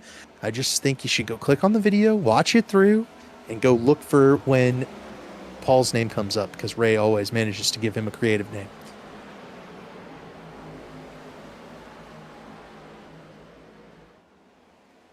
I'm sure that little segment will also be on Quick Shifts. So meta. Chad Frankenfield bypasses Gavin Hibbs and the older tires there for P10. Matthew Weeks trying to take advantage of the slowdown of that pass. Get to the outside of Gavin Hibbs, put him in a rough spot. He will do so on corner exit here and try to bring Jesse Racimus along with him. Weeks up to that outside lane. He will clear Hibbs. Hibbs now pulls up in front of Racimus. Not going to continue to pull over for these guys, and that 95 is really being a thorn in the side. Again, though, I don't think there's anything wrong with running on older tires, holding your lane, defending as much as you can, trying to hope these guys burn their stuff up and come back to you. There's nothing wrong with it. It's annoying. It's annoying from the perspective of a Jesse Racimus when Gavin Hibbs pulls up in front of you on those older tires, but it's well within his right to try and save a set of tires, and he and Paul Mikolajczyk may make out okay later in the race. Not now. Oh, and Hibbs bounces back up into the wall.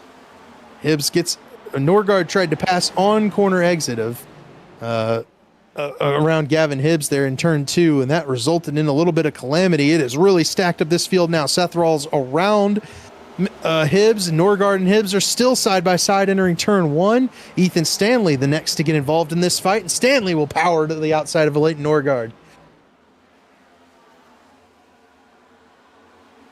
Oh, Norgard sideways off turn 2 as well. They continue forward.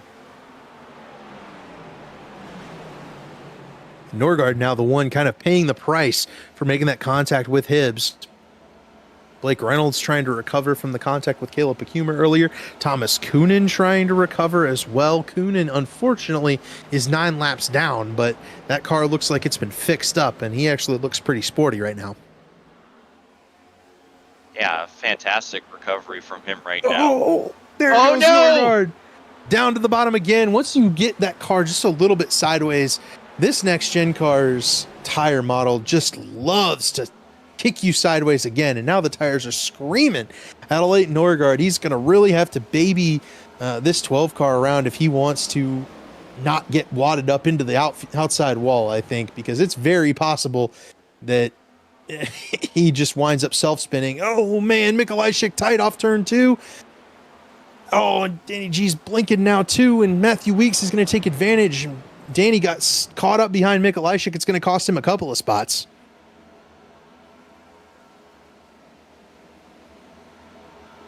This battle just continues to rage on.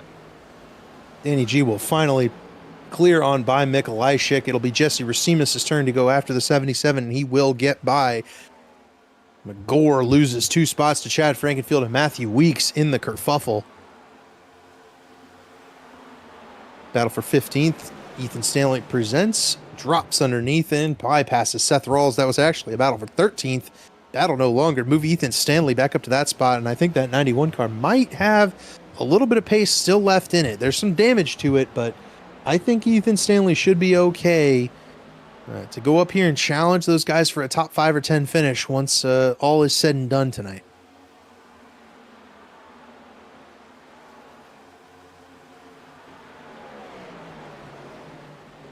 Stanley going to look to the inside of Mikolajczyk, make that pass for the 12th spot. So yeah, that march forward continues for Ethan Stanley as he bypasses his Channel 199 teammate.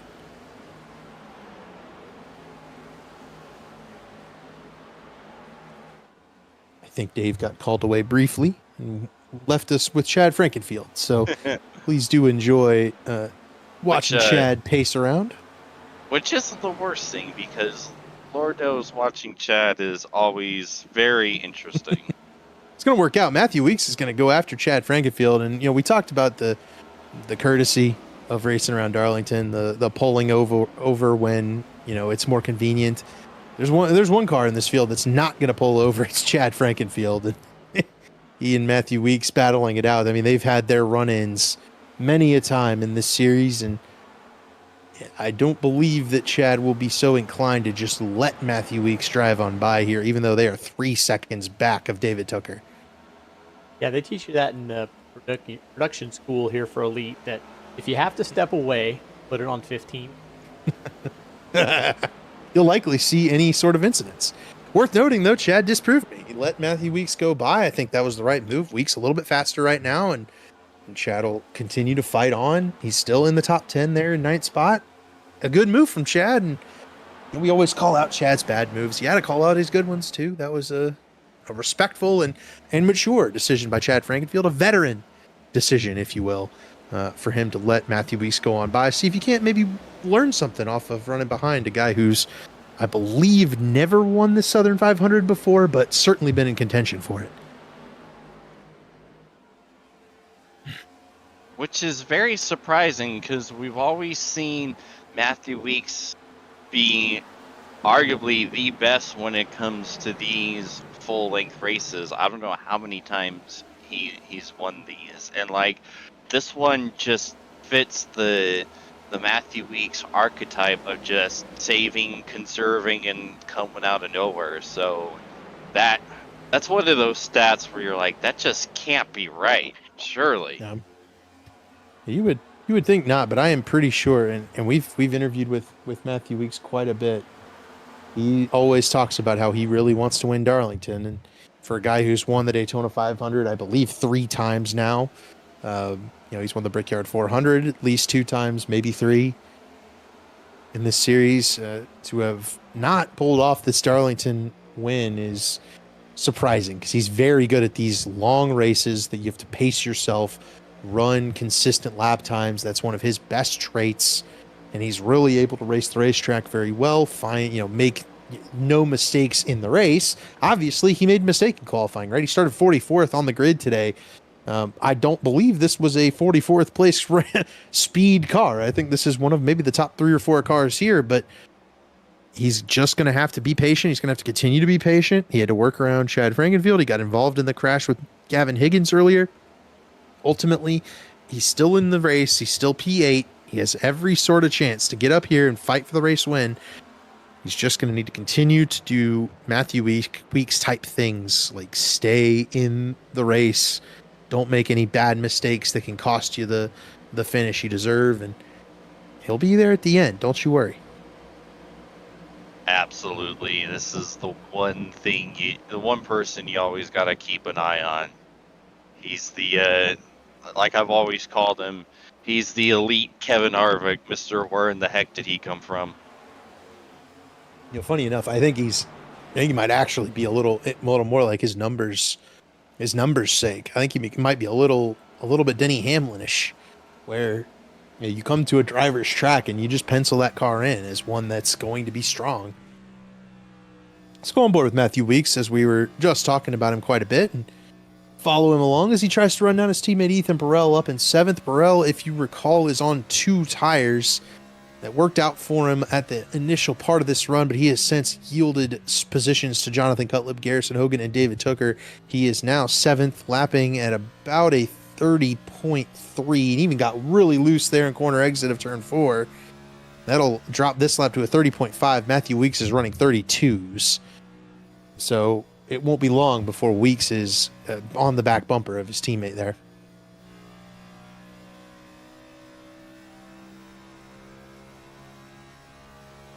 Seth Rawls might have gotten a piece of the wall out of 2 last time by. In fact, there is somebody's bumper flopping down the back straightaway. I don't know who that came from.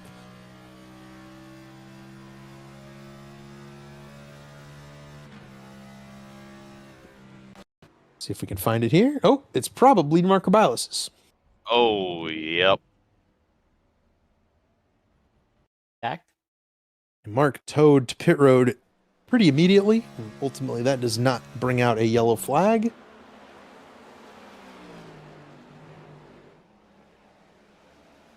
And we continue on. Green flag thus far, and we're getting near where I wanted these guys to try and short pit and cut this stage in half. Yes, the battle will be for 3rd between Jonathan Cutlip and Tyler Fode. It's about time Jonathan Cutlip started showing that race-winning pace that we kind of both know he's going to have by the end of this thing. Down to the bottom, working inside of Tyler Fode in that 40 car. Keeping it really tight, and with some of the net code that we've seen tonight, that might not be the wisest move, but Cutlip will drive into turn 1 deep and clear Tyler Fode for 3rd. He'll go after Scott Crump up there in 2nd. They are 6 seconds behind race leader Zach Novak. He is putting on a clinic right now. Garrison Hogan trying to get around Tyler Fode next, and then it'll be David Tooker as well. Burrell is just about into the clutches of Matthew Weeks. That's a battle that's looming shortly for the 7th spot. But for now, it is Tyler Fode 4th, Garrison Hogan 5th, David Tooker 6th. That's how they run, but it looks like Fode's kind of burned the tires off of this 40 car just a little bit, and it's not typical for him, but it's certainly a possibility in this next gen. You can heat those things up, especially running in the dirty air, like he's kind of been the entire run here behind his teammate Scott Crump, and it'll upset this 40 car, and it could result in him losing some spots here. Yeah, he's just got to be careful and be smart. Like you said, how hard do you really want to fight this? How hard do you really want to fight this at this stage in the race? Right. That's the biggest key is you can always make the ground back up, right? But you can't make a crash damage back up necessarily. One guy who is working to make crash damage back up, though completely not of his own doing, is Ethan Stanley, who now runs in the 10th spot. He did get around Daniel Gore in the last couple of laps, and he is working his way forward very quickly. He's about to get up to Chad Frankenfield. Here's the battle. 4th spot, it'll be Garrison Hogan working underneath Tyler Fode into turn 3. Hogan trying to move this Channel 199 Toyota up into that 4th spot. Fode keeps it tight on the outside wall. Hogan unable to make the pass. This is going to bring David Tooker into this battle. Hogan tries to drive it in deep into turn 1, and he will clear Tyler Fode. Fode kept it up to the outside. Oh, where's Crump going? Oh, Scott Crump is in the inside wall hard and that's where he's wrecked. going. Oh, Crump's coming back to the track. Scott, take it to pit road, buddy. I think he just got loose coming out of turn 2 here.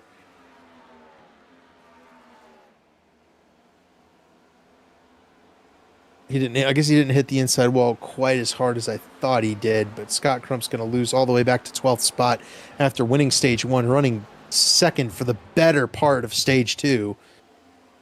Now he's in the clutches of Seth Rawls for the 13th position. Back up front, David Tooker trying to work around Tyler Fode. Tooker's got that inside line going into turn 1. This is how everybody's kind of made their pass on Fode. And Fode does kind of let out of the gas and let David Tooker go on by. That is now for 4th for David Tooker. So Jonathan Cutlip's up to 2nd, Hogan up to 3rd, Tooker 4th, Fode back to 5th.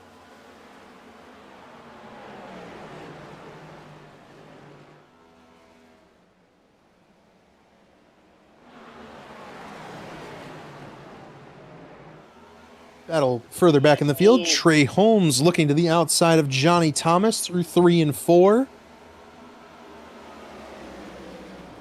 There's behind Paul Mikulajczyk. Paul is still out there on slightly older rubber. Ty McIntosh will now try to take advantage of this incident, but it looks like Ty got a little piece of the outside wall. He'll have to tuck in behind Johnny. Now Ty will jump to the inside of Johnny Thomas.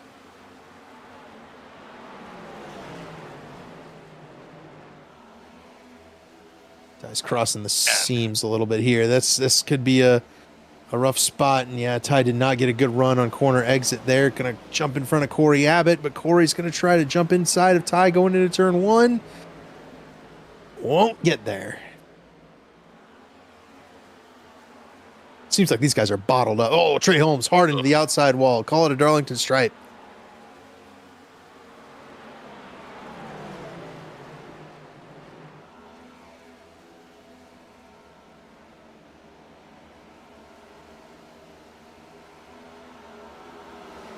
This battle is for the 15th spot. Trey Holmes is in that. Mikulajczyk is 16th. Then it'll be Thomas 17th.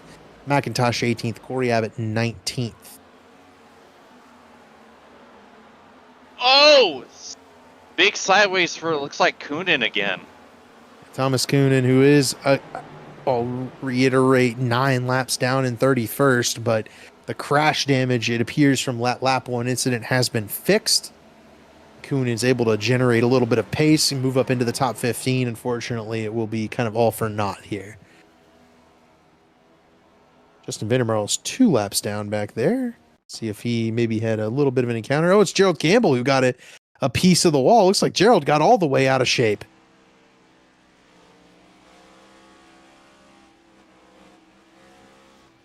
Can't help.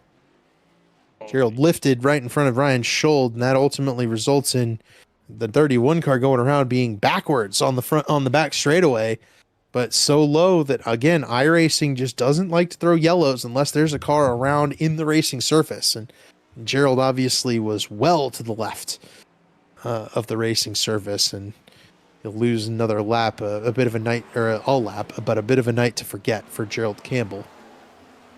It's like Corey Abbott might have gotten out of shape here as well off turn 2. Going to lose a spot to Leighton Norgard and maybe a few more. Oh yeah, Corey got way out of shape. Ethan Burrell out of shape off turn 2. The tires are really wearing. Again, this is where I wanted to, here comes Ethan Burrell. He's bringing it in. This is where I wanted to bring it in. I wanted to divide this stage in half, and this is right at that halfway point between the last restart at 138 and the stage at 230. You divide this one in half, and then you divide the next one in half, and you're good. And I like that. I like the way that call is going to end up working out. I like the way the math works out. Go for it. And Ethan Burrell's going to go for it. He was out of 6th. Getting loose. The car's starting to get ill handling. Come in. Put 4 tires on it. You're going to be faster than everybody else anyway. I'd rather be on the attack than on defense here. Absolutely. And to continue on something that we were trying to highlight earlier, you saw Ethan Burrell in his pit entry, and you just saw how difficult that pit entry is.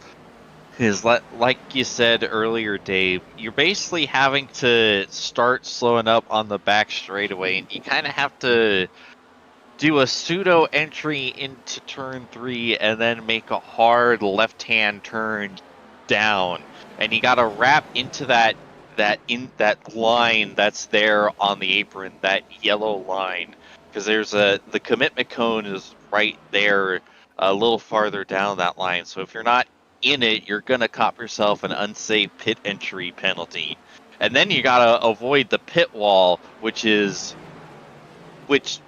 just makes the entry so narrow. It's so easy to just overcook it in some fashion and just absolutely kill the pit barrels. And then you also have one of the slowest pit speed limits to contend with in all of the NASCAR schedule. So it's very easy to just, for anything to go wrong, and go wrong spectacularly. Yeah, I'm with you on that. It's not easy pit road entry. You have no banking to help you. We're on board with Ethan Burrell trying to get on a pit road here, and you can just see what James is talking about with regards to the pit barrels, the transition off of, and where on the back straightaway you have to transition to becoming, coming to pit road. It's not easy. Burrell did it well. He's back out on the racetrack right now, 24th, 1 lap down. I like the strategy call. I think it's the right one. And if you want to have a chance to gain spots in this stage, Ethan was again 6th at the time of pitting. I think short pitting to get stage points here is absolutely the way. And then, take it 60 or so laps, come down pit road again, and you should be 1 stop to the end. Looking at something that happened, I did want to call it out because he wrecked and has left the server. Gavin Hibbs got loose on corner exit on lap 178 and pounded the inside wall, knocked the left front tire off the car. It is toast, and Gavin Hibbs has retired from the race. We did see that he was up in the front there at the restart this last run through, but unfortunately for Gavin, I think it might actually be a lap before this, Dave. I think we're minus. I gave you an extra lap, unfortunately. Yeah, it did We'll not. follow It Gavin did not back tag his, so I have to go off of Gerald's and work my way backward. Gotcha. It's right about here is where we'll see a little bit of an issue for poor Gavin Hibbs.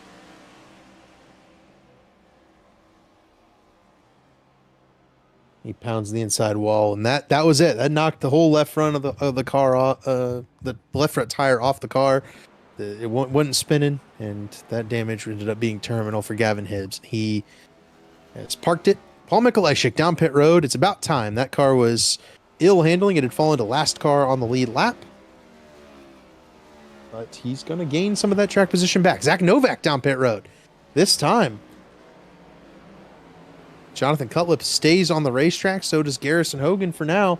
Race leader Zach Novak is going to short pit the field. That's going to make things really difficult for these guys.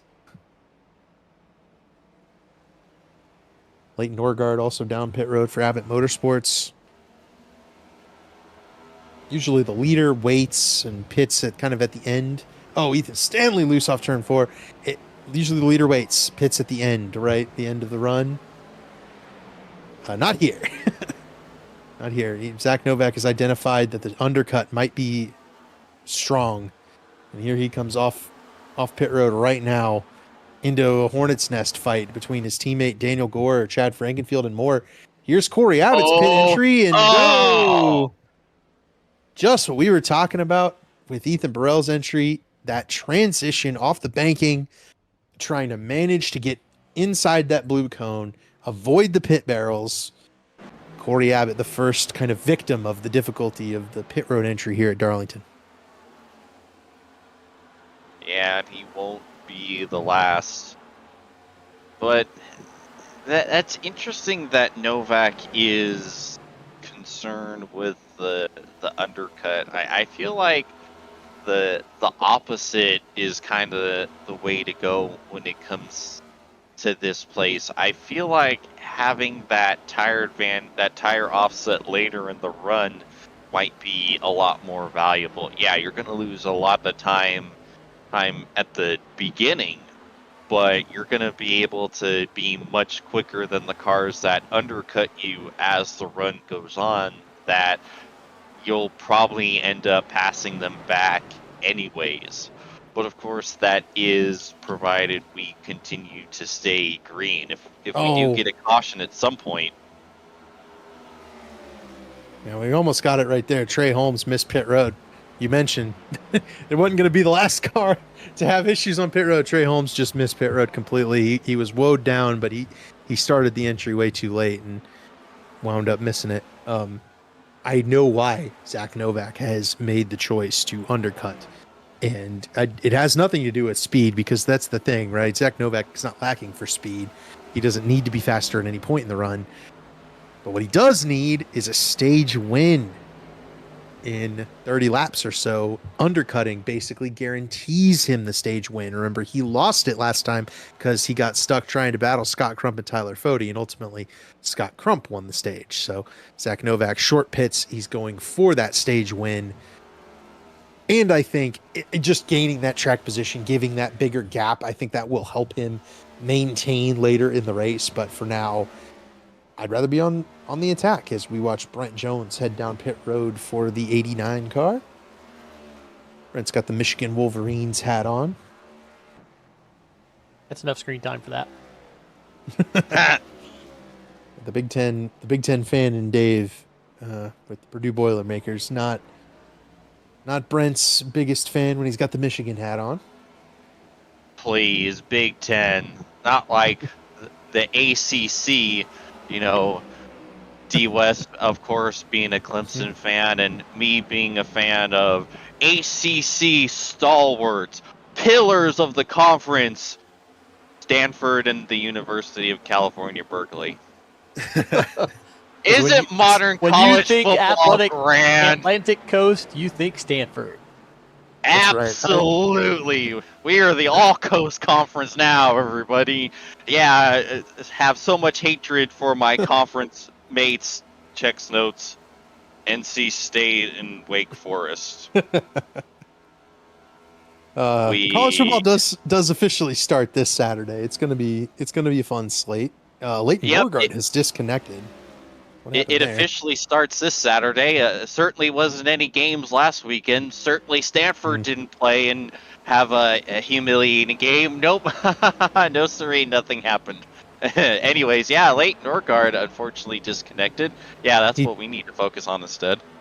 Leighton Norgard smacked the outside wall right in front of Jonathan Cutlip and pulled it down pit road and called it a night for the 12 car. So unfortunate for him. He was on the lead lap for the most part. Chad Frankenfield hit pit road also during our little college football spiel.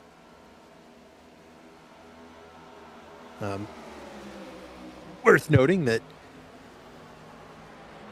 Zach Novak is unlapped himself. So if a caution were to come out, Novak would simply be able to stay out and claim that lost track position right back. He might even come down pit road and try driving through the field from 15th.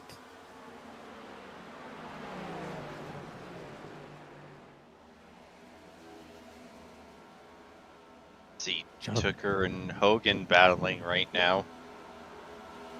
Yeah, it's Zucker's kind of stalked Garrison Hogan down. He's been pretty quick on the long run in that 19 car. And Matthew Weeks is about 3 seconds back of these guys. That 11 car, I think, is starting to lose a little bit of time.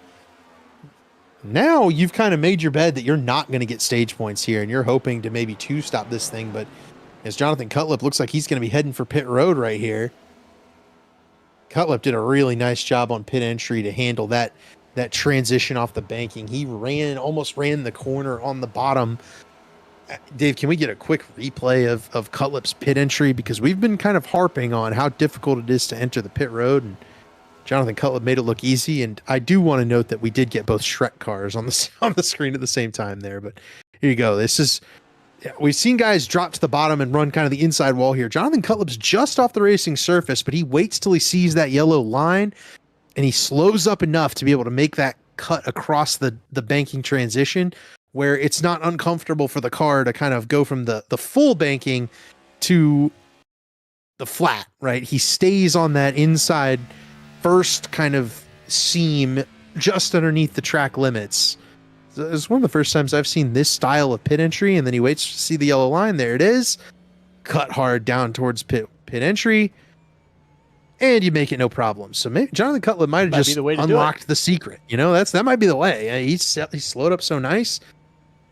It probably doesn't work with a car with a bigger brake box, right? But this car's got such touchy brakes. You can kind of get down to a slower speed really easily with this next gen car. So Trey Holmes is back down pit road. I'm pretty sure he's already, oh no, he missed pit road. That's what happens. Trey had stayed out a little bit longer. He is now heading down pit road for real this time, as Garrison Hogan now follows suit and heads down pit road. That'll turn the lead over to Matthew Weeks. If it's a entry thing, talk about. Yeah, it looks like this is the optimal way. We've certainly seen guys enter pit road a lot worse. Jonathan Cutlip and Garrison Hogan really have found the way to take the difficulty out of that specific task, and I really like it. That's something I might have to employ. Harrison Talon down pit road.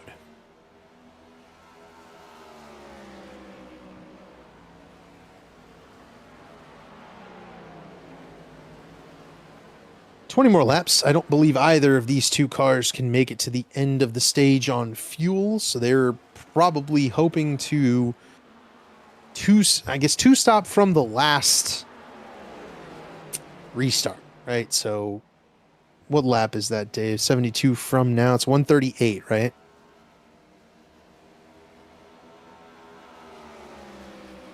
Let's call it 76. You can exactly, if you run 76 laps from that restart, you can and save 1 lap of fuel, you can make it to the end. That it's not going to be faster than short pitting it. I don't think, but it's not going to be faster than Zach Novak's version of short pitting it anyway. He's already only 18 seconds behind those guys. Maybe that's why Tyler Fody gave up some of those spots, try to save some fuel and cut this race down a pit stop. Very well could be. Obviously, when you factor in last night's race, you know that he's not above, and we say that, and he's bringing it in right now. Well, this is about the time, I think. This is kind of the window. I was thinking 76 laps here. This is going to be 73 for Fody. Down pit road also comes Ethan Stanley. Worth noting is we've been kind of harping on the pit entry. Look where Tyler Fody's going, right? He's way down near the inside wall. That's been my typical pit road entry whenever I try to find my way down pit road at Darlington. I try to tuck it close to that inside wall so I'm not smashing into the barrels out there in the outside. But Ethan Stanley, fine. He did the same thing. So I don't think it's necessarily a channel 199, more of a driver preference. But if you can make that pit entry work that we saw Garrison Hogan and Jonathan Cutlip do, so it's probably going to be speedy as Daniel Gore takes over the race lead. Matthew Weeks hits pit road.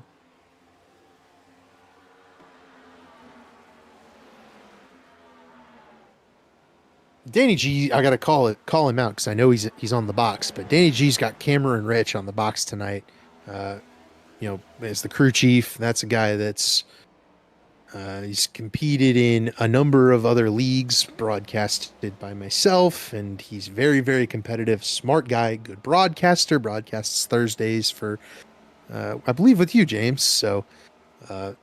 Cameron's got Danny G out here running a few extra laps, and that could be useful down the stretch to be able to cut a pit stop out of it and maybe make up some time on, again, everybody but Zach Novak. I think that's the only one that you're not going to actually gain anything on if you were to employ this strategy, as Danny G does avoid and come down pit road, and Blake Reynolds is following suit just behind. Yeah, at first I didn't realize you were talking about Cam Rich. I'm like, hey, Danny G doesn't broadcast on Thursdays. No. Cameron Rich, he's crew chiefing for him. That he is, and that's a heck of a person to have on the box, like you said.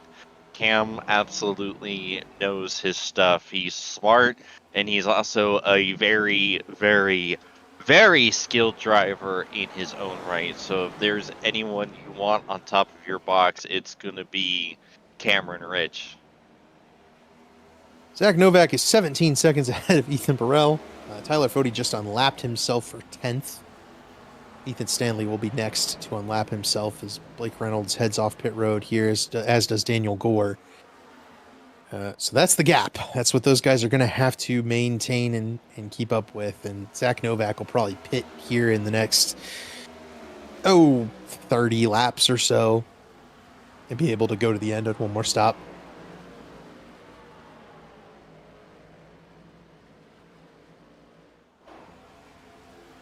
It's net gain for Ethan Burrell, though. Nothing changes. I think Burrell will finish in the top 4 or 5 in the stage here pretty easily. Jonathan Cutlip has gotten around Burrell for second, but took her still 2 seconds back. There's only 12 laps left in the stage.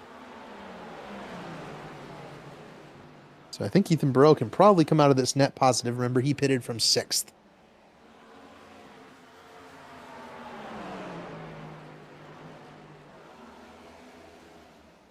Ty McIntosh, Harrison Talon, Brent Jones rolling through 3 and 4. Here's Ethan Stanley, Matthew Weeks bypassing Seth Rawls. That's 8th, 9th, and 10th respectively, and they have all just unlapped themselves from Zach Novak.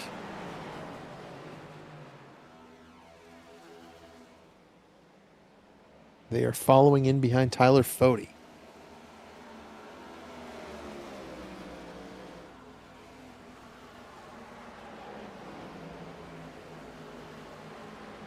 $147 laps to go, boys. Only? It's been a long one. As the Southern 500 usually is. Next to try and get a lap back from Zach Novak will be Daniel Gore in 11th. Jesse Racimus also in 12th. Justin Wadsworth sits there in, I think Wadsworth's 13th. Bit of a blink from Danny G.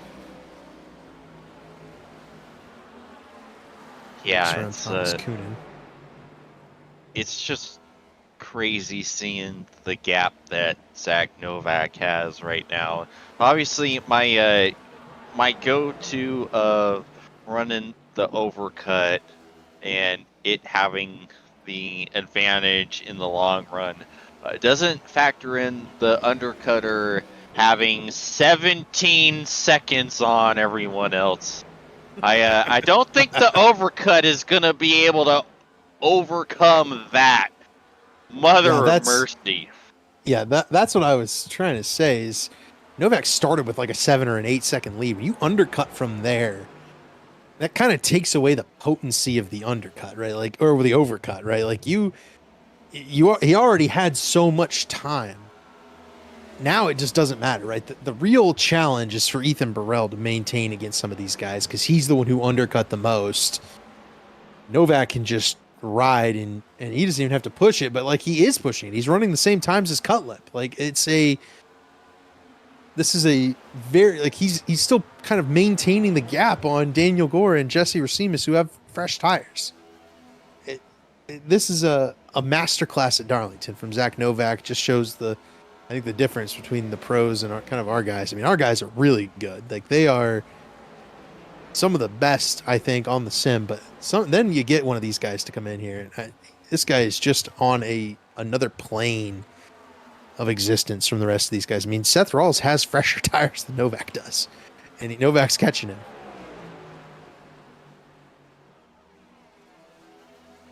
Yeah, it's just wild. Like we haven't seen a beatdown like this at Darlington since like the first one way back when Johnny Mance grabbed the truck tires from the parking lot and completely demolished everyone by, I think, laps. This We're not is quite at laps yet. Not quite at laps yet, but we're a lot closer than you think, and that's the messed up part about it. Jesse Racimus. I'm trying to pay attention to Racimus, Gore, Reynolds. Their lap times compared to Zach Novak's. It looks like they are about 2/10. Oh, Gore sideways out Daniel turn Gore 2. sideways! Blake Reynolds and Gore make contact. Danny G smacks the outside wall. Going to lose several spots.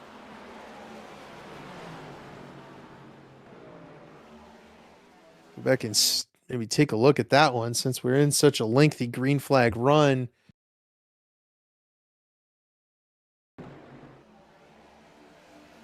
Don't see a black flag, a meatball flag for Danny G.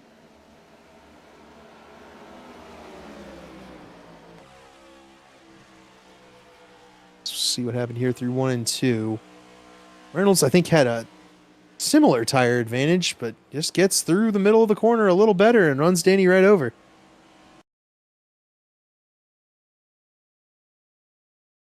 Yeah, I think Blake's trying to argue that he hit the wall first, and I don't quite think he did. He I didn't. mean, It doesn't matter if the guy hits the wall in front of you. I mean, you're trying to move underneath him. He's probably trying to give you a lane. Gotta move over. Or check up. That's the other option, I suppose. Gore has some significant left front damage from impacting the side door of Reynolds' car as it went by. And his teammate Ty McIntosh has gotten around, and none of these guys have been able to unlap themselves from Zach Novak.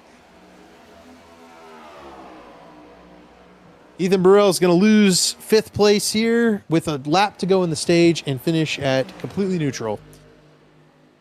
I thought he'd be able to hold him off, but he was not.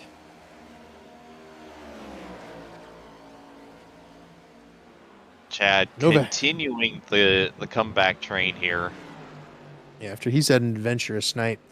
It's been an uneventful night for Zach Novak. He is off turn 4 right now. And Novak will pick up stage 2. Right there at the line. Following in behind Seth Rawls, just biding his time. Jonathan Cutlip's going to come across in second eventually. He's still in 3 and 4. That's how far back this group is. Tooker is 3rd, no contest. Hogan 4th. Chad Frankenfield will finish 5th in the stage. Burrell 6th. Tyler Fody will hold off Ethan Stanley for 7th. Matthew Weeks 9th. And then Seth Rawls will grab a stage point in 10th. And again, nobody's been able to unlap themselves. Blake Reynolds is going to be the first one to get to Zach Novak in quite some time. You look at Cutlip has fresher tires than Novak, and he's made a 2nd up, maybe.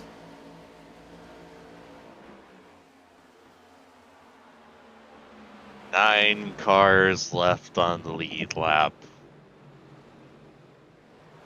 I really thought a lot of them would be able to kind of pull around Novak and get their laps back, but they haven't been able to do that.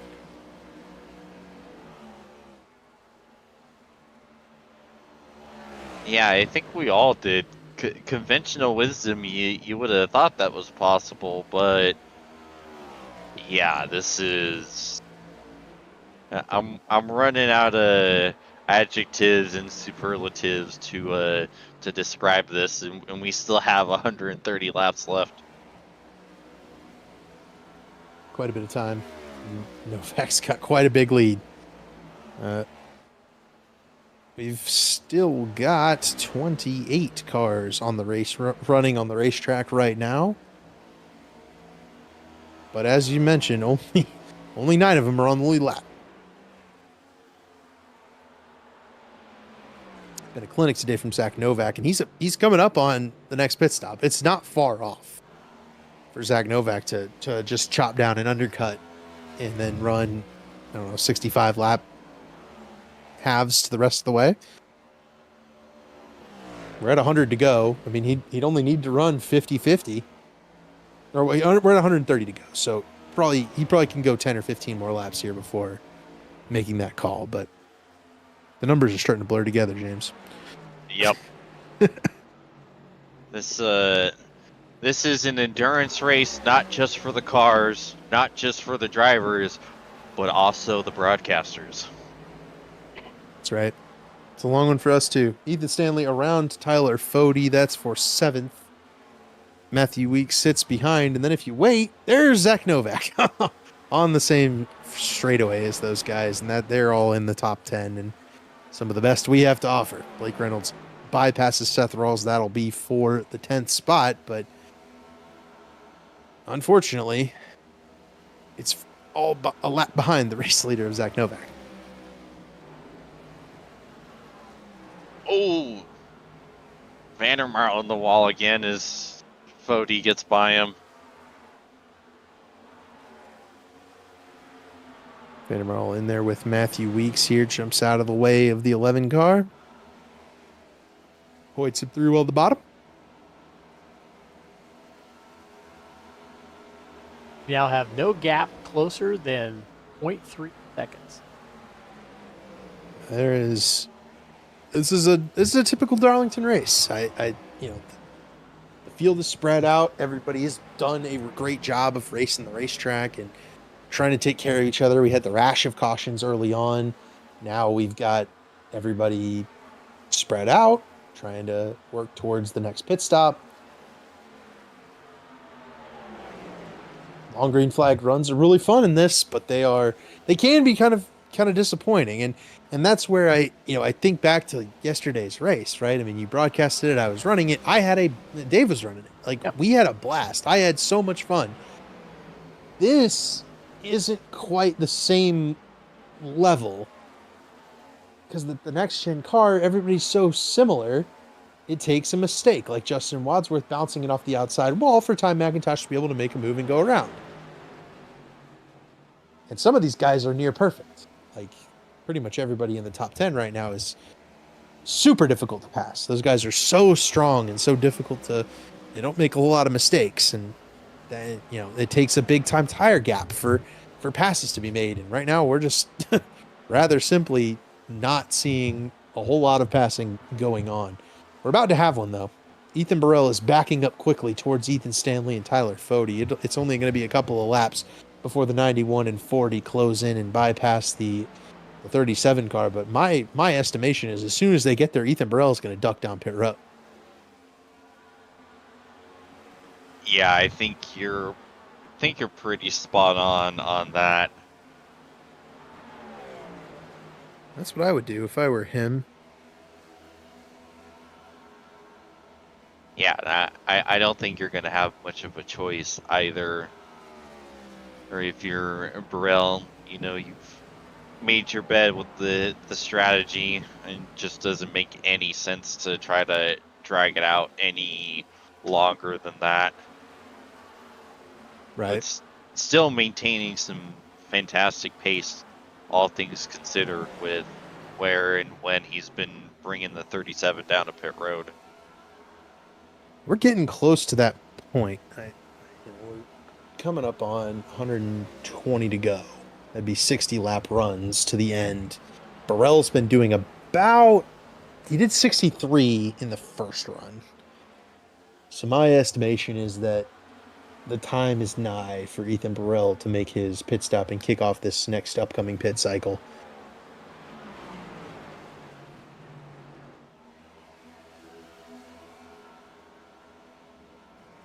Didn't move down pit road that time, though, and Ethan Stanley's going to be there, I think, this lap.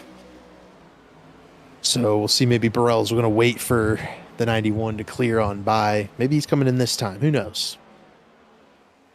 Ethan certainly does. We'll follow him and find out. Presenting down to the bottom. Backing off early. I don't know. He was just letting Ethan go by. Yep. Up. And he let him know that he was doing it, so it was 100% a business decision. That's Ethan Burrell for you, man. A friendly guy, a good competitor, really fast race car driver, but ultimately, And very respectful out there and smart. Exactly. That the key word right there, smart. He knows that he's not going to be able to battle them considering the tire difference, and trying to do so is not smart and will not work out well for any party involved. So just make the business decisions, let them go, know that you're on different strategies, and just continue to go from there. Another move down to the bottom for Ethan Burrell. Lets Matthew Weeks go on by, and he drops a couple more spots, but he did pick up 6th place stage points last time through. I think he got points in stage 1 as well. Well on his way to a top 10 finish here in the Southern 500, and that'll help for the playoff push for this 37 car. It'll help for having a good night, but again, I don't think this strategy is necessarily a winning one, but it will be a top 10 level strategy, and I think that's about all you can ask for a night for Ethan Burrell.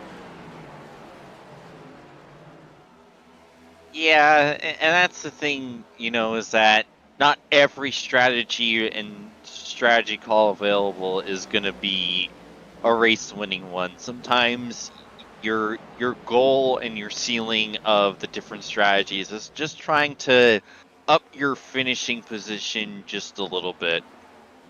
It might end up getting him a few more net positions here, as it looks like he's bringing it in There it this is. time finally. He was waiting for that 100 laps to go mark. It makes it easy for him. He just pits in 50 laps to make it to the end. I think that's the right play. I think he's a couple laps later than I would have wanted. A little bit of extra track position and loss on that set of tires, but this is the right call. Some of these guys might be able to make it and stretch to, reduce a pit stop. Frankly, that's not going to matter against Zach Novak, but that also means Zach Novak will be heading down pit road shortly. Yeah, because I think we're at, under 120 laps to go? 127. No, 117. 117 Yeah. to go. Novak, this is the lap that Novak pitted in the last stint. So we'll see if this is time for him to head down pit road. He might be waiting a little longer to stay out this time. He certainly has the gap to do whatever he so pleases, I think. Because this 42 car has been on a rail since the beginning of the race. It has taken Herculean efforts for some of these other drivers to get up there and challenge him for the lead. And once you've passed 10 laps or so in a run, nobody has challenged him for the lead. Yeah, Cutlip has finally started to eat into that gap. The last time I looked, it was 18 seconds, and now Cutlip is cut off about 3. So now we're finally starting to reach that point to where the undercut is starting to flip the other way to where the overcut is gaining time. But with the gap he has, by the time that Cutlip really starts to make time hand over fist, that's when we're going to see Novak bring it in and then grow the gap to even more, because the new undercut starts with the time advantages and so on.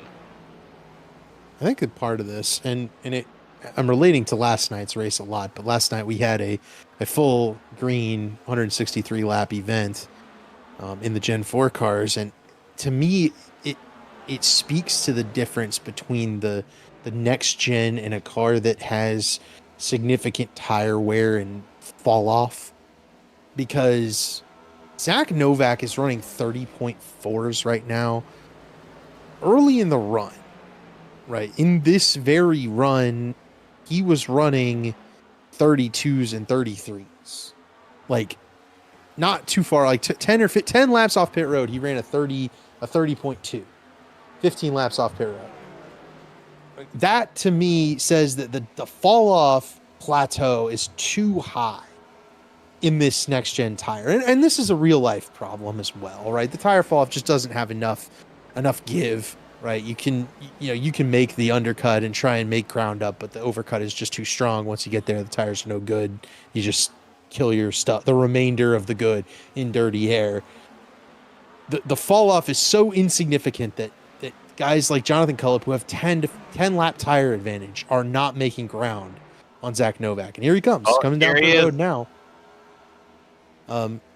Even other guys are not making ground on other guys. And that's a product of this next gen car and this package that NASCAR has devised with this really wide tire and this lack of side force.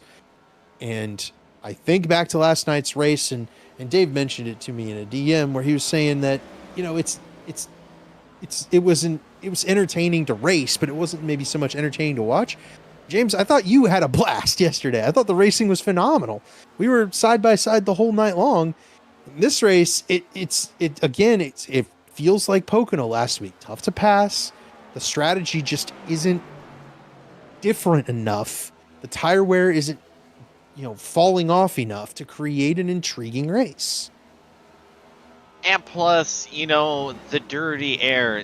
The thing about the old Gen 4s is that dirty air just wasn't quite a thing, Obviously, there's some aerodynamics with the car, but aero wash and dirty air wasn't really that much of an issue. Not one that's on the tip of your tongue every time, as saying a much more modern car like the next gen. So you can be able to battle close and change positions, but you just can't really do that with these cars. The aero wash is just too ridiculous to where it's just hard to get the runs and make passes on the other cars, even with massive tire advantages.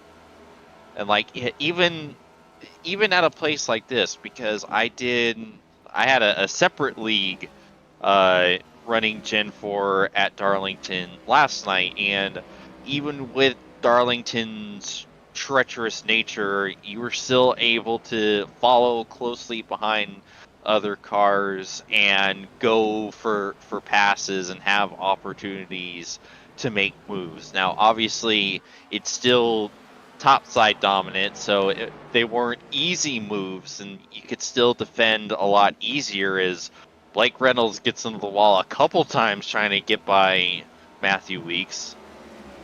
But yeah, the aero wash just wasn't making it even more difficult than what it already is.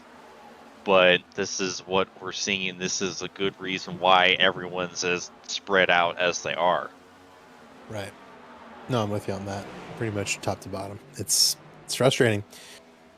Also, worth noting that we did lose Trey Holmes in this set of green flag laps. Lap 248, he came off turn 4 and hit one of the seams, got loose, went down, pounded the inside wall, and that blew out the left front tire of that car, and he has called it quits for the evening in the 23. Zach Novak has unlapped himself, for what it's worth, from Jonathan Cullip. He is 23 seconds behind the race leader. He ran a 29.4 last time by. With a second of tire fall off, you'd think it would it would matter a little more, but it just hasn't. The fall off for this 42 car just doesn't seem to be near as much. He hits that plateau a lot earlier and stays there for so long. Nobody can do anything about it. So A lot of these guys are just trying to make it to, I think, maybe where they can try and make it on one more stop. But again, I don't know that it'll really matter all that much. Gavin Higgins down pit road. Had a few more guys hit pit road. Justin Wadsworth is one. Seth Rawls is another. Yeah, I'm not sure if I heard correctly. We might have beef here, but I'm not sure. I kind of caught the tail end of it. I think that's what we're researching right now with this replay. We're assuming Scott Crump is unhappy with 9 laps down. Thomas Coonan kind of holding him up. Yeah. I can't be surprised, but also I definitely feel for Scott Crump a little bit in that case. Like, I mean, Coonan's kind of been doing that. He's got a pretty fast car, but it's 9 laps down, and so that can definitely provide some sources of irritation because it's like, dude, you're 9 laps down. I'm on the lead lap. Let me go. But and Coonan's allowed to get out there and run in his space as well is the issue. So you guys just have to find a way to work together and continue forward as Zach Novak goes around this battle. And can I just point out how amazing it is that Scott Crump is on the lead lap, because that car clobbered the inside wall early on in this race. So that's incredible for Crump that he was able to get it repaired enough to still be up here contending for a very solid race result. Chad Frankenfield down pit road here, and yeah, I'm with you on that. Scott Crump also, remember, won stage 1, so the good evening continues for Crump. It's just one of those things where he'll probably be a little disappointed it wasn't more after that slide on the back straightaway. Cutlip remains on the racetrack in this 5 car. Going to try to put Daniel Gore 1 lap down. Gore suffering a little bit from that left front damage from the earlier contact with Blake Reynolds.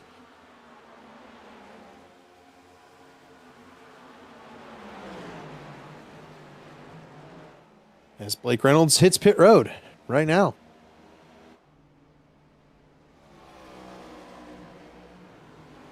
Again, I don't believe anybody can make it from here. Obviously, we're at 99 to go. These guys are basically going to divide this run in half and run 45 or so, 50 maybe laps, come back down pit road and do that again. The cars that maybe can will be Ethan Stanley, Tyler Fode, and Matthew Weeks. And they are 8 seconds ahead of Zach Novak for what it's worth. They're going to have to go 75 laps again, and then they're going to have to go 75 laps again. It could result in a top, a second, third, and a fourth, I think, but that's about it. Yeah, it could. Emphasis on the could. Tyler Fode was looking to come down pit road. Oh, no! That won't do it. Wow. We have talked about the treachery of entering pit road. Yeah, Tyler Fode asked for a black flag clear, and it's worth it's definitely worth the effort. It's not gonna work, but it's worth it. Maybe he's just having it converted to a drive-through, I think is what I heard. That's what they are. He's doing, already I believe. he's already in the pit already box, so it's gonna force him to serve it, which stinks for Tyler Fode, but he does. Yeah, he's gonna lose a lap here in a lot of time. Yeah, I'm.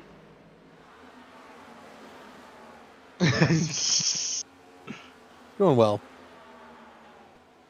Anyways, yeah, I'm surprised Fode did that, because I figured he would have done like what Corey Abbott did when he had his spin trying to bring it down pit road. Is that Corey Abbott just went down the next lap.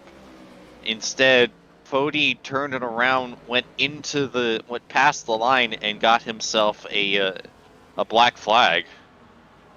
Which, I mean, I suppose it's kind of a moot point since it's just a drive-through. But yeah, I figured that's what. Because you imagine just bringing it down the next lap and not doing a drive-through would be a little quicker, but yeah, it's just a surprising call from that. Chad Frankenfield underneath Thomas Coonan. That might open the door for Scott Crump here. It led to a little more driver chat. Got still He didn't take upset it. with him. I mean, yeah, I get it. Ty McIntosh now suffering from that as well in the 10 car. And at this point, because Scott's come over the radio, he's effectively gotten himself more blocked as well, right? I mean, obviously he's not real happy with what Coonan's doing, but it's, you know, it's, I'm not gonna point it at Scott necessarily. Full of sugar method, right? Yes. Yeah, Not trying to make it nice. Right. If you're a little bit nice about it here, and you say, "Hey, maybe you're 9 laps down. Can you please cut me a break?" Maybe that guy does move out of your way and cut you a break. And we know it's Scott Crump. He's pretty quick to the microphone, and that's going to make somebody less inclined to move over for a guy, I think. And some might call him Crump the Grump. It's about right. It's just he's a little in the moment, going to get a little bit hot and very quick to anger, and it might result in this green flag run getting broken up. That's all I can say, because Crump's back on the back bumper of Coonan again, and I think he's going to get less and less nice about it as this as he persists being stuck behind the 36 car here. And it's worth noting again, Coonan is 9 laps down. That's pretty significant. There's basically no way the 36 is going to be able to make any of that up. He's just hoping for attrition. The attrition is, buoyed him into 27th. More cars may yet retire. Still 90 laps left in this thing, but he's certainly making some enemies out there right now. And Coonan bails to pit road. He finally, I think, to the chagrin of Scott Crump, gets out of the way.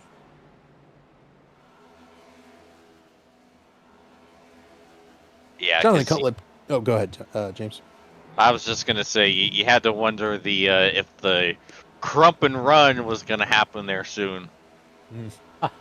I felt it coming. He was working on it. Jonathan Cutlip headed down pit road while we were observing the potential battle. He is still well behind Zach Novak. That has turned lead over to David Tooker, whom we're riding with now. Ryan Scholl trying to unlap himself, grab one of his 5 laps back. In the 4 car, Tooker staying out, and we're still far enough away that I don't think anybody can make it to the end. Worth noting, Matthew Weeks has just been bypassed by Zach Novak.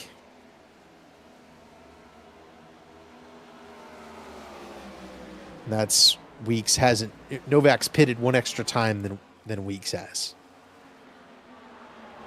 Here comes David Tooker down pit road. Ethan Stanley is up next for Zach Novak. And Matthew Weeks is coming down pit road now.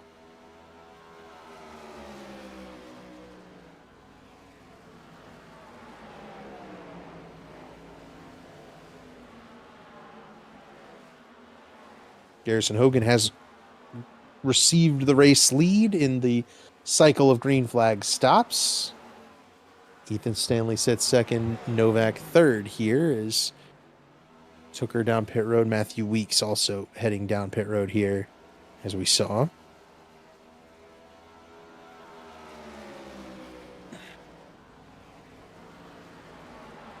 Still just 9 cars in the lead lap. And battle is for second. Zach Novak's going after Ethan Stanley here. And with the tire advantage, Stanley still has to pit at least 1 more time, maybe 2 more times. Novak's already gotten by him.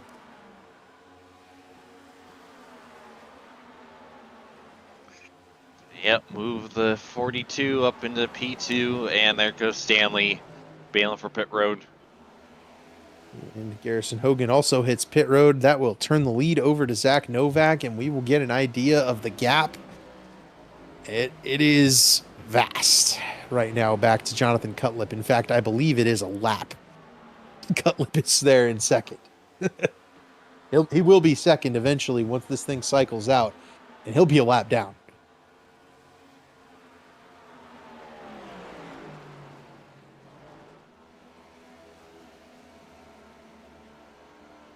He's a little faster than Novak right now, though, I think.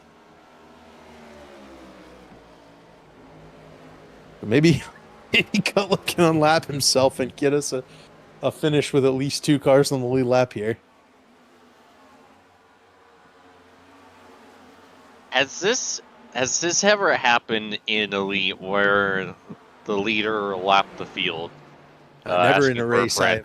Never in a race that I have broadcasted. No, it's not even close. Neither have I, but that may be changing for the both of us here in about 80 laps or so. I was going to say an hour and a half. Don't you put that evil on us, Ricky Bobby.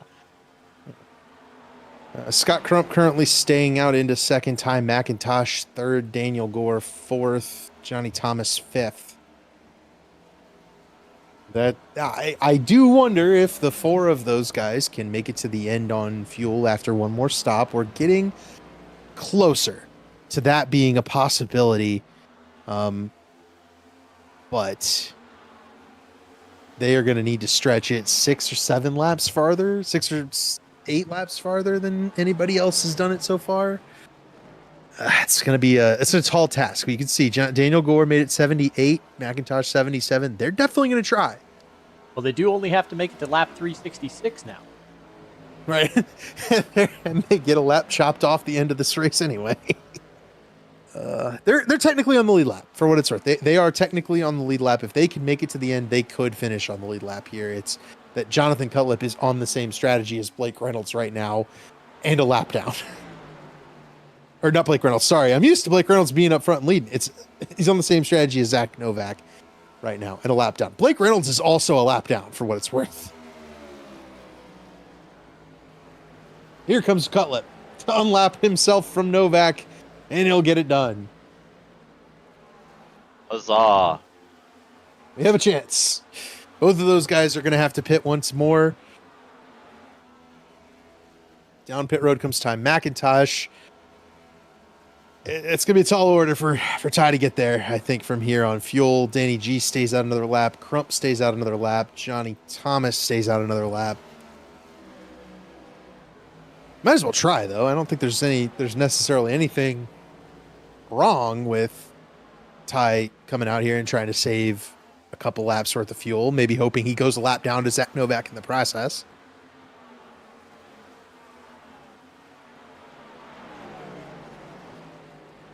Certainly nothing to lose. Daniel Gore stays out one more time. So does Scott Crump. So does Johnny Thomas. Those guys are, I think, going to be able to make it to the end after the next stop.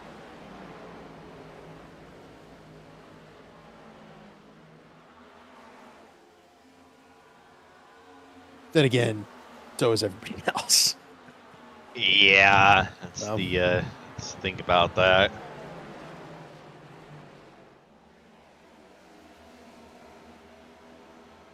You see Cutlip making his way around Johnny Thomas, pass for position. It is a pass for position, but Johnny and Daniel Gore, Scott Crump are certainly in position to be able to snipe a top 10 finish. Looks like Ty McIntosh picked up a black flag there. Might be serving a drive-through, so that will end the hopes for Ty to grab one of those top 10 finishes I was just talking about. Johnny Thomas heading down pit road this time. 77 laps to go. We've seen guys make 77 laps on a single run. I think Johnny can make it to the end. And I think once Daniel Gore and Scott Crump hit pit road, I think they will be able to make it to the end as well.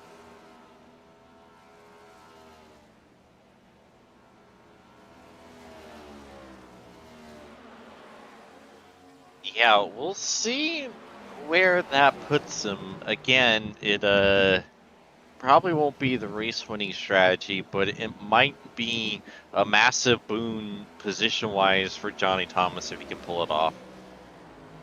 Yeah, Johnny was, somewhat mid-pack, 15th or so on that first run. I think, being able to snag a top 10 finish on a fuel strategy move, not dissimilar to last night's race, would be a pretty rewarding night for Johnny Thomas. Daniel Gore as well. He's had some good runs in the 69 car so far this season. Has Daniel Gore, and looking for a charter, obviously, when those start to get given out here in a few races, probably. Here comes Scott Crump. There's no way Crump's going to not pit from here, right? Yeah, here comes Scott Crump. Yep. If he were able to make it, do you think he would thank Tom draft help he got? Daniel Gore pitting as well. And that is probably the final stop for those three drivers. Up to 77. Yep. I think Crump and Gore both will get to 77 because Gore's pitting and then going to cross the line. That opens it up to there being one car on the lead lap besides Zach Novak. He will have to pit again. The window is open, I think, from here. You can make it. Novak has pretty consistently short pitted. My wager is he's going to wait till about 50 to go, so lap 317 and hit pit road and just go from there. He might even go a couple of laps earlier than that. I don't know that it really matters when you've got a full lap lead. I've never had a full lap lead, James. How about you? I have, in fact, a couple times. One time I even lapped the entire field in a heat race. Must have been like a dirt track, though, right? Somewhere where you're getting Jumpy trucks. Jumpy trucks. Yeah, that'll do it. You can get mistakes, people hitting the jump wrong. It's only a 5-lap race, too. That's the crazy thing about it. No, it's what it's not. It's not Darlington. It's not Darlington in a series filled with guys who are extremely talented and, in their own right, and a professional level driver sitting in third a lap down on the same strategy as you. Like, that's not something we've run into, I think. And what a wild turn of events this race has been. Obviously, it's taken on the green flag feel. Going to be difficult for a yellow flag to come out at this point, I believe. Barring some crazy turn of events. And even if we get the crazy turn of events, the entirety of 1 through 13 has to take a wave around. Yeah, we would need further wackiness for, after that, because like you said, everyone's going to have to take a wave around, so they're not going to be able to challenge from the get-go, so we would need another very quick caution, so that way those who took the wave around can get tires and try to give the race leaders some sort of a fight. But I feel like everyone on worn tires after taking the wave around would trying to race each other for position would probably cause another caution very quickly. So it could happen. Yeah, but it's unlikely. Sorry for the yawn, but it is late.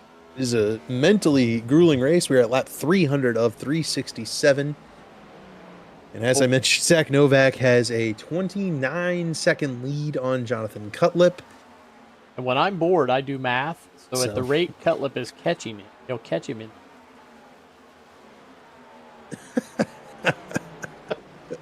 So he's not catching him at all. So what you're saying. Do with it what you will with that data. I have no use for that data. I fear Dave.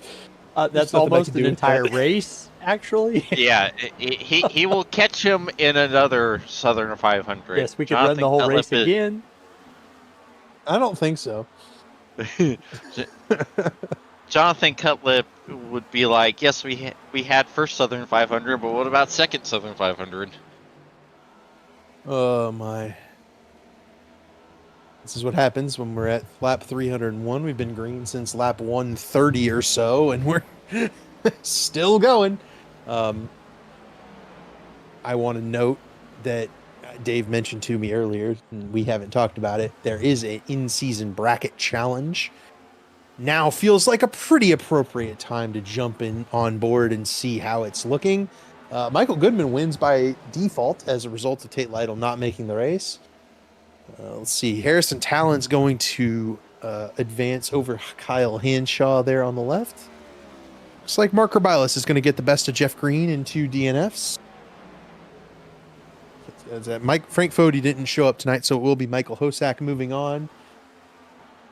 Looks like Jesse's going to... Well, actually, no. Brent Jones and Jesse Racimus is going to be a good battle down to the wire. Jesse is 11th. Brent Jones is 15th. Having a great run in the 89 car. Johnny Thomas is going to get the best of Carlos Acosta tonight. Carlos has been gone for, about 263 laps. Leighton Norgard is going to move on despite a 29th place finish because he was going against Gilberto, who finishes 35th. And then Dusty Dewar and Gerald Campbell, that will go to Gerald. You can see the rest of the matchups on the screen. The only one not completely decided is between Jesse Racimus and Brent Jones. That is Jesse, right? It's not Jaden? Yeah, it's Right. Jesse. Hey, how about Brent Jones? 15th place. Having a wonderful run. And I'd say certainly has an opportunity to finish in the top 15, though my wager is with this next pit stop and the strategy of Daniel Gore, Johnny Thomas jumping him, he will end up maybe closer to 18th or 19th on the final standings. Still a very strong run from Brent Jones, especially given the pace he's displaying right now in this next gen car. That's the driver with the second longest winless streak in elite history. Right there, Michael Goodman has the longest. And I think one day it'll happen. Brent Jones will get it done. Hey, you're telling me something. I have something to I'm not too far behind. I got 180 or something in this league across all the series. By the time I get that far, I'll be 79 years old, probably. Brent has been very, very consistent at making these races. I'll shout out the guy behind him too in the green car. Harrison Talon has had a very strong night. 16th place. Obviously, I'm not gonna, the laps down doesn't matter. Everybody's a lap down. Harrison's done a very good job running 16th. He's kept the 8 car out of the wall. He's kept the 8 car out of the pit barrels. And at times, he's kept the 8 car out of the sky where he blinks to from time to time. It's been a good night for Harrison. Hasn't always had those this season, and have to announce, call it out when it's something good. And Harrison's had a good night. Another guy that's had a really good night that I do want to shout out is Seth Rawls, who's been right about 10th, just about all night long.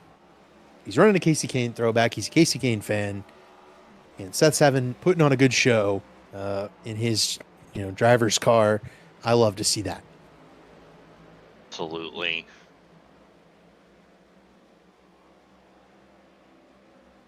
Trying to see if anybody else is worth mentioning here. Let's talk about Chad Frankenfield sitting in 6th, maybe. And Jesse Racimus also sitting top 15, and one of the few cars to only be 1 lap down right now. Good run for Jesse. Meanwhile, I think Ethan Burrell might be bringing it down pit road this time. Yep, here he comes. Burrell hits pit road to kick off the final set of stops. He's got 57 laps to make it to the end. Corey Abbott also hits pit road. Brent Jones down pit road. Give it a run, Brent. He already done the hard part. He's already made it down pit road. Don't jinx him. Pit road exit isn't exactly easy either. Perfect into the stall for Brent Jones.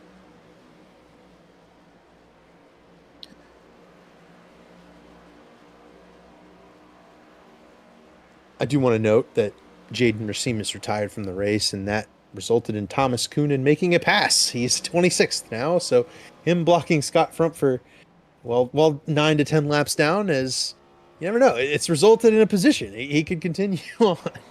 I think you just called him Scott Frump. He That's did. him. He did. Crump. Losing my voice already, man. It's 312 laps into this You thing. put a lot of words out tonight, man.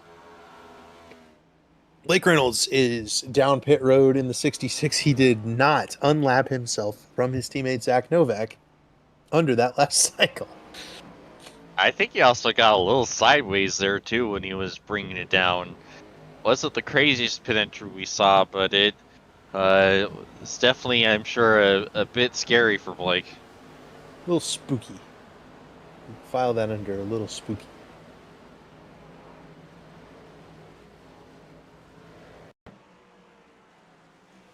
Take a look. Ooh. Whoa! And that's probably the pitfalls of running the kind of the lower line to across the yellow line pit entry is you might get a little loose as you're transitioning over those seams. Ethan Stanley down pit road.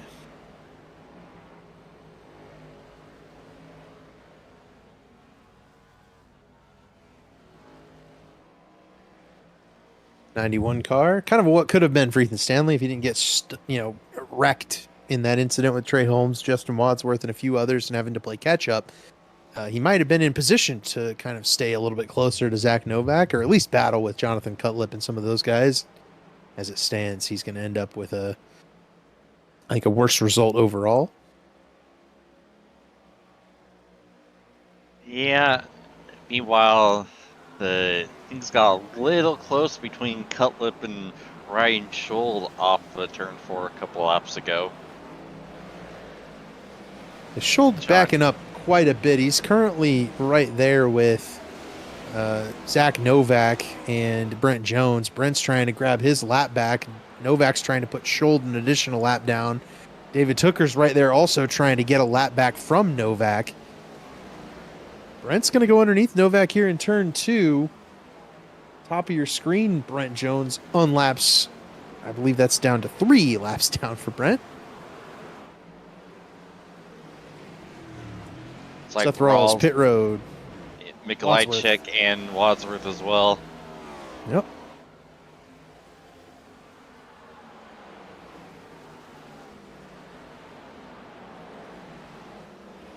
Tooker currently trying to unlap himself from Novak. He's the next car back of race leader. Garrison Hogan is right there as well. Oh, race Novak's leader coming down. Yep.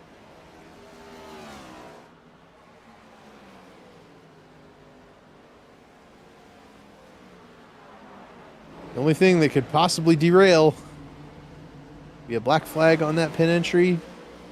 It was picture perfect for Zach Novak. In fact, I wonder, should he just take the 40-second hold just for fun? A competition Pretty sure he'd hold. still win. Maybe not. I think the lead is about 30 seconds, but that's still... The Yeah, fact that I but can say that and it be even the slightest hint of near true is alarming. yeah, it's an exaggeration, but it's only a little one. That's a messed up thing. I think he's also going to set the record for most laps led in a Southern 500. I want to say it was held by Hank Steinmiller. I could be wrong. I think Hank led like 200 laps, and that had been the most previously. Honored that one. And I think Novak's going to end up around the 300 mark today, and that's that's probably not a record going to be broken anytime soon unless he continues to run with us next season, or 2 seasons rather. Jonathan Cutlip heading down pit road here. Actually, I think Cutlip's coming off pit road, so Cutlip's been down pit road. And he ends up right in front of Zach.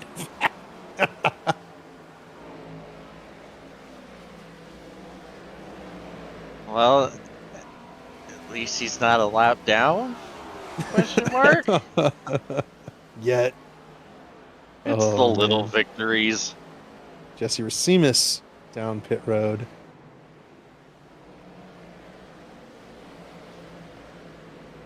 Oh my. It has been a long night. Unfortunately, Ethan Stanley, well, worth noting that Zach Novak is come out of pit road in front of Scott Crump, Daniel Gore, and Johnny Thomas. Blake Reynolds has gotten by everyone but Scott Crump.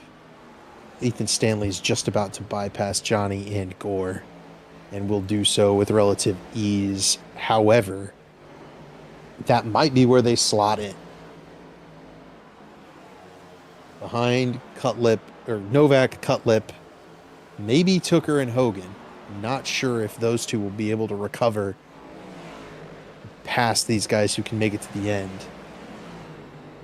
And then behind Stanley. So that's going to be, I think, a net gain for all three of Crump, Gore, and Thomas.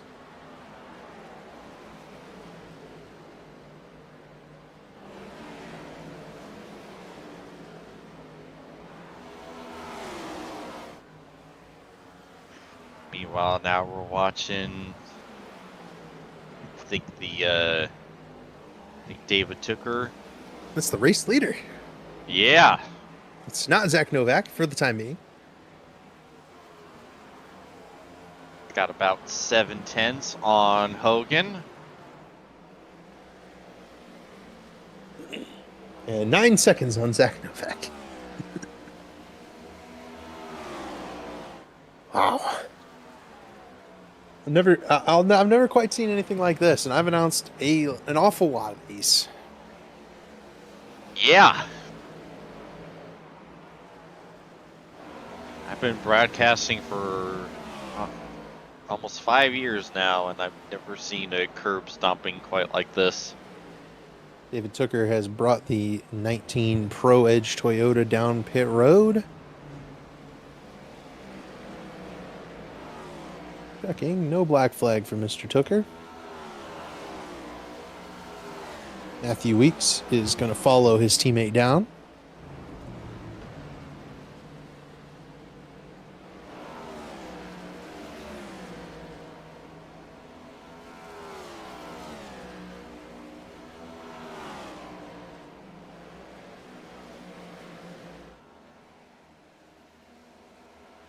Now we wait Garrison Hogan to come down pit road. Scott Crump is just behind Hogan, looking to try and get himself back on the lead lap. It would be short-lived for Scott Crump, I believe. Well, no, it looks like Novak's about straight away behind Scott Crump. So there's no guarantee Crump gets caught before the end of the race there.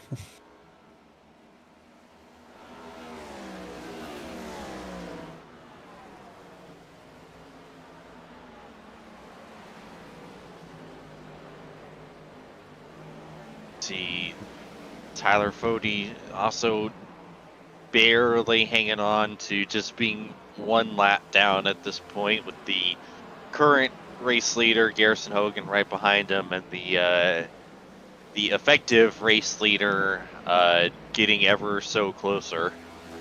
And Fode still has to pit again. Obviously, he had spun out coming to pit road. Last cycle through, and that has effectively ended his opportunity at a really good finish in this race. It's one of those things where you can lose the race, going down pit road, but you'll never be able to win it with your slight allotment of time getting onto pit road. So that's kind of always been my mindset on that. Scott Crump has unlapped himself. He is 26 seconds ahead of Zach Novak. Or sorry, behind. Zach Novak. Yeah.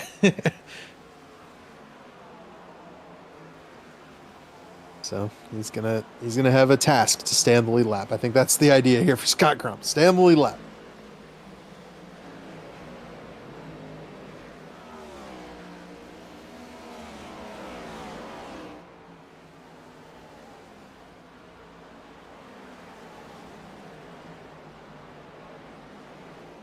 Garrison Hogan, I believe, is the last car that needs to come down pit road.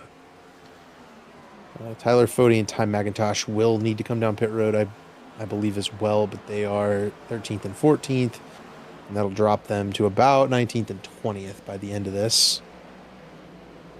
Due, I believe, in both parts to pit road penalties.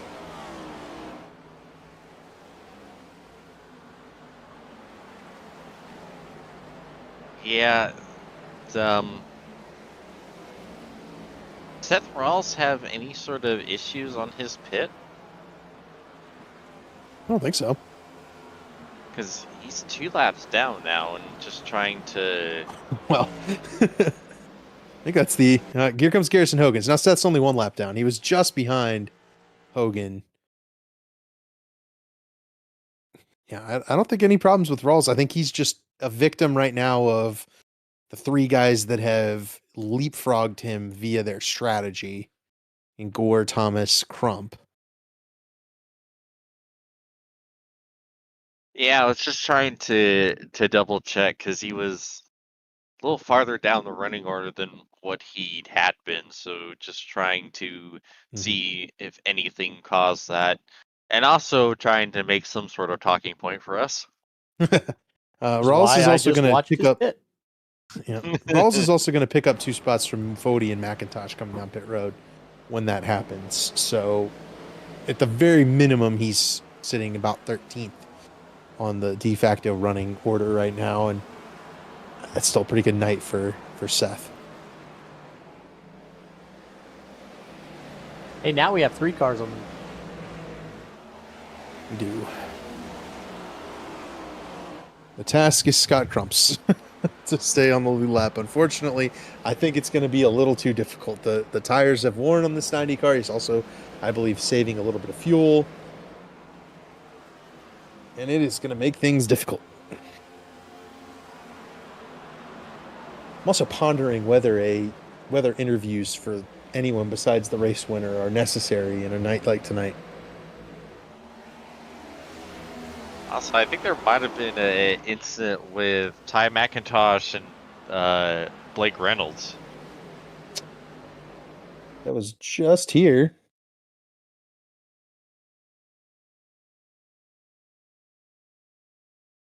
There's the yellow flag. Tyler It's Fode Tyler going Fode. around! And that will change...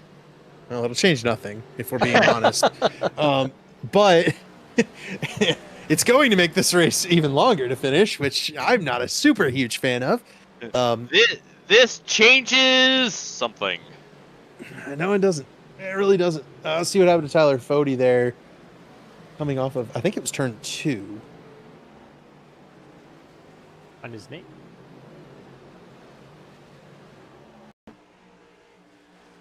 Ah, Got some help. got some help. And that is not the first time we've seen the 66 car knock another driver out of the way tonight. Yeah, Netco really exacerbated that. I don't even think they would have made contact if it wasn't for that. It maybe a tiny little bit, but if Netcode was a little kinder, I think we would have gotten through that with no issues. Conspiracy Perhaps. theorists would say, what did Blake Reynolds need? Caution. Not wrong. Down pit road have come the 3. Well, actually, it's going to be more than 3 lead lap car. No, it's sorry. It's going to be 3 lead lap cars. Jonathan Cutlip gets the wave around lucky dog. So there will be 4 true cars with tires on the lead lap because Cutlip will come down pit road this time. Wave around will be taken by David Tooker, Ethan Stanley, Garrison Hogan, Daniel Gore, Johnny Thomas, Ethan Burrell, Matthew Weeks, Seth Rawls, Ty McIntosh, Paul Mikolajczyk. They will. So that'll be your lead lap. But everybody I just listed from 5th on back is going to be on many lap tires as the tally does go over to Netcode.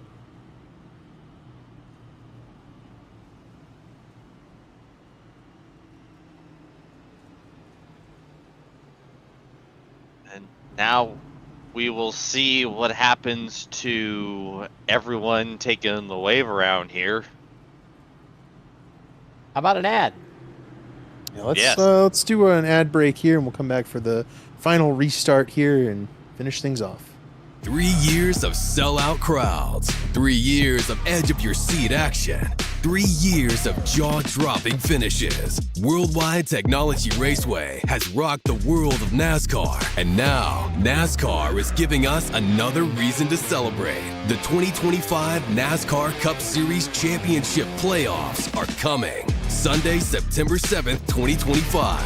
Just when you thought the racing couldn't get any more intense, now every single lap matters. One wrong move could be the difference between elimination and being crowned the king.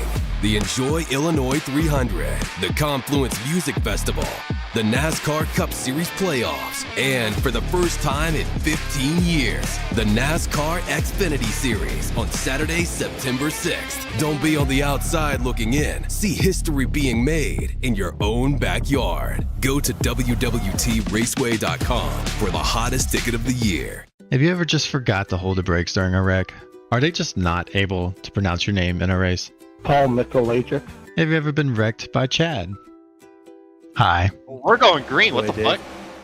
I was just listening to you, James. Hey, we're back. What Zach the Novak out to the race lead. And everybody behind is going to be a lap down or more. Chad Frankenfield is third on track, but a lap down in our hearts. And there's people piling into the wall coming off turn 2. Everybody gets through straight. If we want this race to stack up and get interesting, we are going to need a caution flag. Might just get one in that rear of the field. Gavin Higgins, Daniel Gore, Johnny Thomas, they're all side by side. Novak's clearing away from Blake Reynolds. Scott Crump got caught behind Chad Frankenfield on the restart.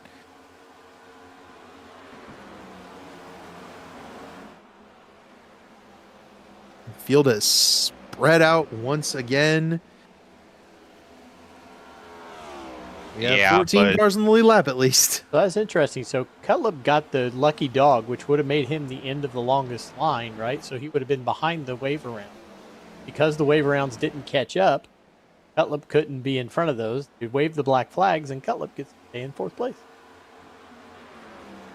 Yep. Well, it's also they naturally kind of do it anyways because yes, the lucky dog is given the EOL, but the race control, the virtual race control iRacing does set to where the wave around cars must stay behind the lucky dog anyways, because at that point, getting the lucky dog is actually massive disadvantage because you're stuck behind all the wave around cars. So it still would have been like that regardless. It's just everyone not being able to catch up in time added a whole different separate level of chaos that we've seemed to have survived so far.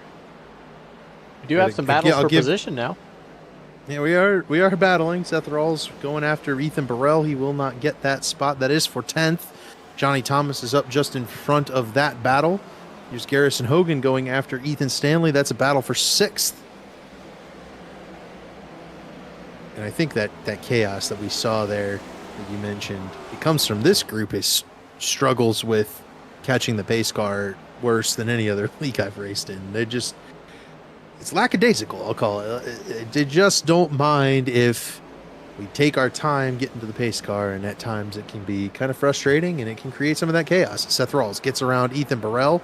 This is a battle between guys who had pitted earlier, or in Sky McIntosh's case, not pitted at all, and are just trying to get to the end here or hope for another yellow flag. Yeah, and I am a bit surprised that we didn't see any sort of incident after we went green, with the different levels of tire wear and people trying to push on those on that used rubber, but everyone has done a fantastic job holding on to their cars despite the huge tire disadvantage that some of these wave around cars are at.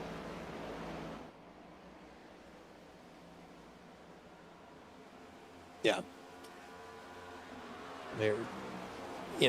There's also that tire disparity, and Scott Crump's obviously on worse tires than, say, Jonathan Cutlip. I think that's going to end up resulting in Crump falling that spot to Cutlip before this race ends. Presuming we go green from here, it's certainly looking that way. Paul Mikolajczyk is hunting after Ethan Burrell for the 11th spot. Really helps to have pitted during that green flag run, because now you could stay out, take that wave around, and make up some time on some of these guys that didn't pit. I think Johnny Thomas, Daniel Gore, Ty McIntosh, Scott Crump are going to kind of be in an unfortunate spot here where the freshest feel of the car is starting to go away because those tires were already worn before they got to that caution flag, and now they're really worn and starting to really give out on them. Seth Rawls goes around Johnny Thomas on the front straightaway here. Novak's already halfway down the back, just to show you that advantage of those fresh tires. Novak and Reynolds are out here on fresh rubber. Jonathan Cutlip also has fresh rubber. He'll be hunting down Scott Crump fairly shortly, but he is getting kind of blocked off right now by Tyler Fode. Crump did hit on lap 330. So if he had tires, he Crump probably was did on the take lead. them. That's right. Crump did. It looked like pit. he may have was on fixed the some lead lap. damage, too, because he was in the pits for 46 seconds. Yeah, okay, He would have had a right. pretty good gap to Cutlip, being the lucky dog. No, it was Crump did pit because he was on the lead lap. The other guys were a lap down and had to take the wave. So Crump's not in that list. My apologies.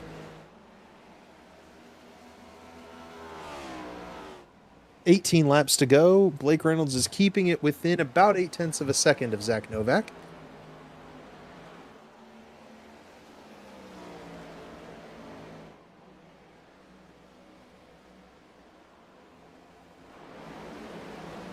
Yeah, right now, Chad Frankenfield, he would be the lucky dog if we did, in fact, get another caution. But it does make you wonder when Novak is going to catch up to a few of the wave around cars that are really struggling on their old tires. Yeah, Ty McIntosh and Daniel Gore are not going to, I think, finish this race in the lead lap. Unfortunately, both of them have stayed out and are trying to nurse it to the finish.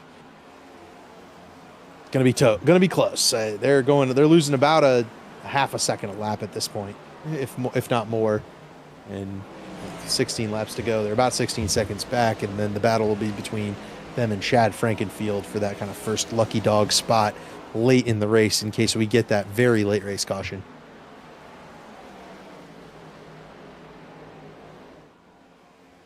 One driver this did hurt was Ethan Burrell, obviously with the short pit. He was he's on the worst tires of anybody in that group that did take the wave around.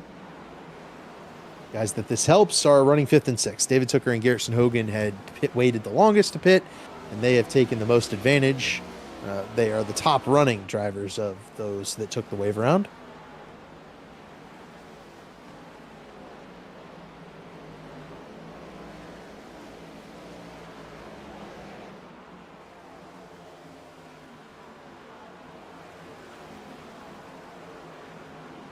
Reynolds has kept the lead at 0.8 of a second for the better part of the run, but he cannot make any ground up on Zach Novak. Yeah, Blake has kept it the closest we've seen in quite literally hundreds of laps, but still gonna need just that last little bit more to try to make a battle for the win. It's just not there right now, I don't think. 13 laps to go at the line there. Reynolds ran a 29.9. Novak ran a 30.04. So slight gain for Reynolds, but he's going to need every single one of these remaining 13 laps to be that kind of gain in order to get up to Zach Novak. And there's lap traffic coming, among other things. So these two are the fight between these two teammates, it certainly could be on, but it's going to require a Herculean effort from Blake Reynolds to get up there. And another lap across. 30.03 for Reynolds, and that is a gain on Zach Novak, but it's very minuscule. Only 4/100ths of a second.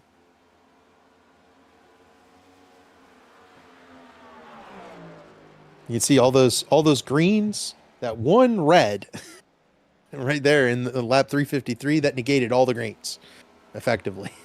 This is basically what's happened here. So You would need 21 Novak, laps to catch him. Novak across the line at 30.12. Or sorry, at 30.05. Reynolds with a 30.12. It's not going to do it. And Reynolds starts to fall back.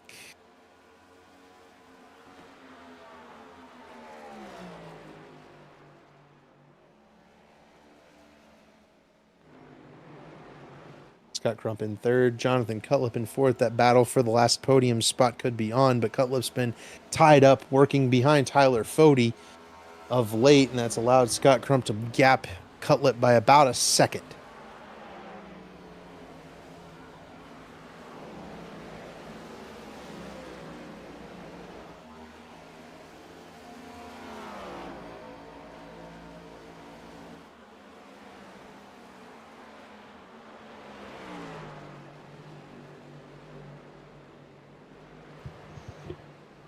Here comes Cutlip Yeah, to the inside of Fode. Didn't get there. Almost. And with a teammate up the road that Cutlip's trying to bypass you to go fight, I mean, Tyler Fode has no incentive to pull over and let Jonathan Cutlip go by.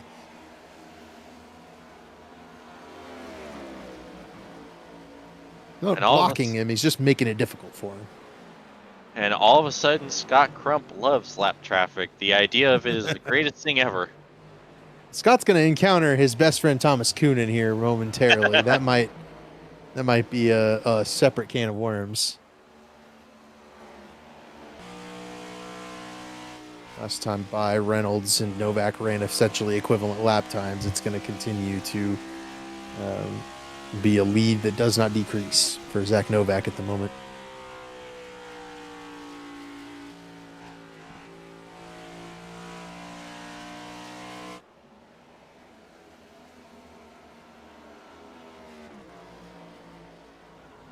Seven laps to go.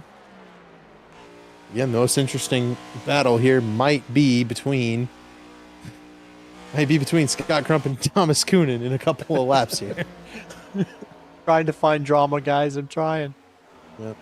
Ty McIntosh goes a lap down. He is saving fuel to try to make it to the end after taking that wave around. And that battle might be interesting. Ty versus the fuel. There's Brent Jones, Justin Wadsworth, Jesse Racimus all battling. By the way, Jesse going around Brent Jones right there. That was the last decision made in that bracket challenge.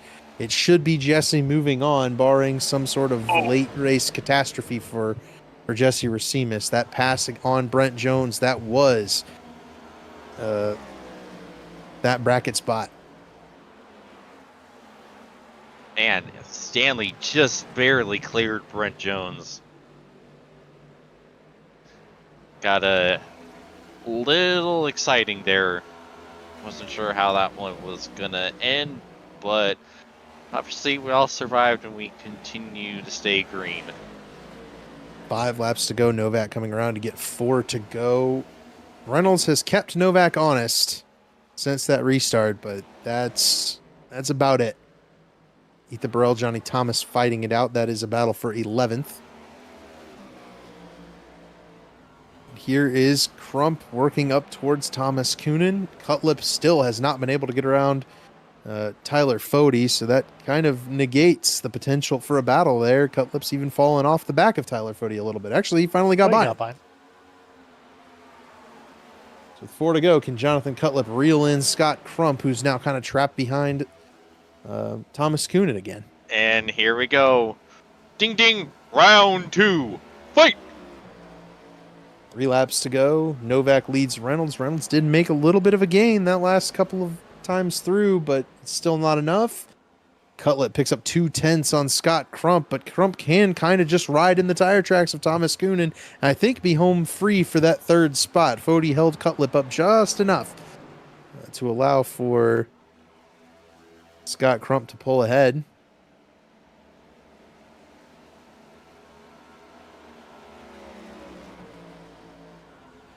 Let's see. Thomas Kuhn let Scott Crump by. It wasn't pretty, but he got there.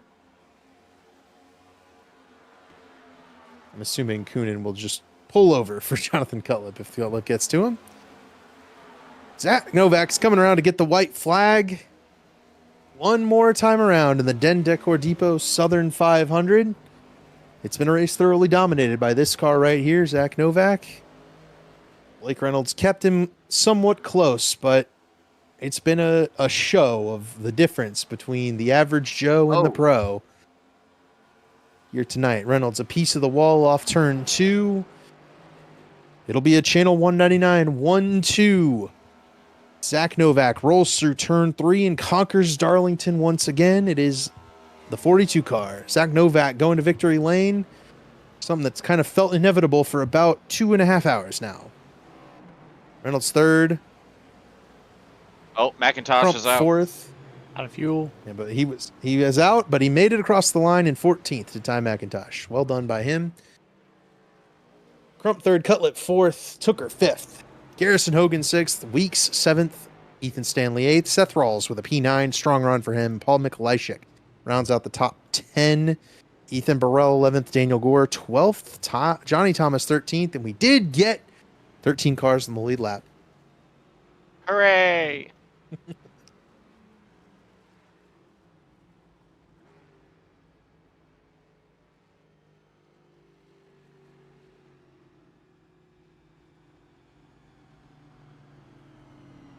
Race results. Do you want to do? I'll do 1 and 3, and you do 2 again here Yes, for the sir. interviews. Alrighty. I'm gonna cut it short. I'm doing 2 interview questions and then a shout out. So maybe even less than that, depending on how they answer. Yeah, because Long I don't night. think we're getting paid overtime for this.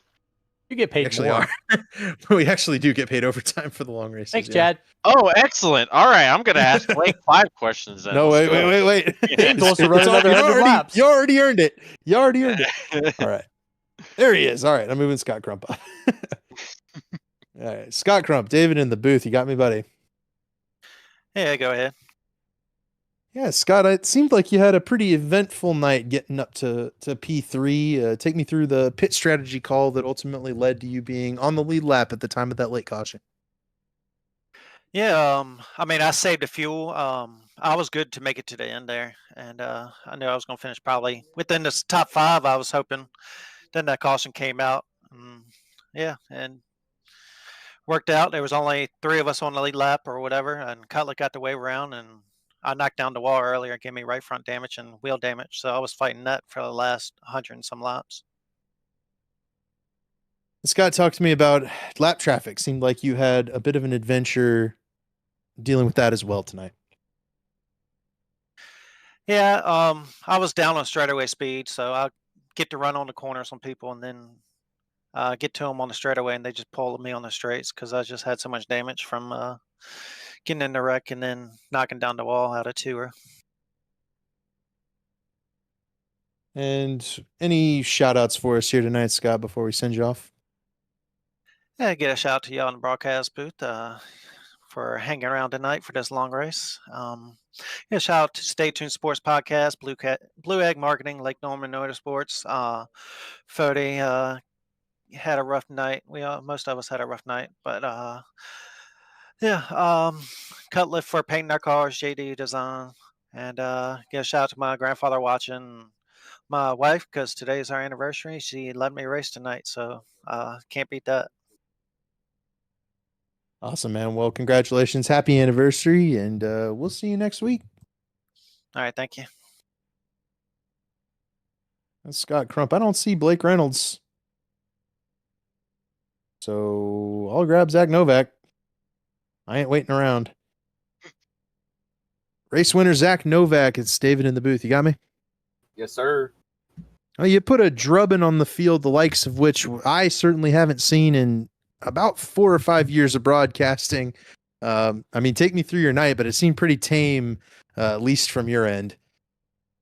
Yeah, Darlington is a really good track for me. So I kind of came in here with some high expectations. I really wanted to lead a lot of laps and try and win one after rough Pocono last week. So obviously qualified on pole and got out to a pretty good start early, and I was just really biding my time and trying to kind of figure out what the car was doing with different fuel loads and with the track changing so much. So obviously had quite a bit of time there to kind of experiment with some stuff, and never really tried different lines or anything. I was pretty comfortable with where I was running and didn't really seem to be losing much time. But in terms of, like I said, with the fuel load and kind of how to approach the corner and stuff, I was able to experiment quite a bit and find out some stuff there for that last run that we had,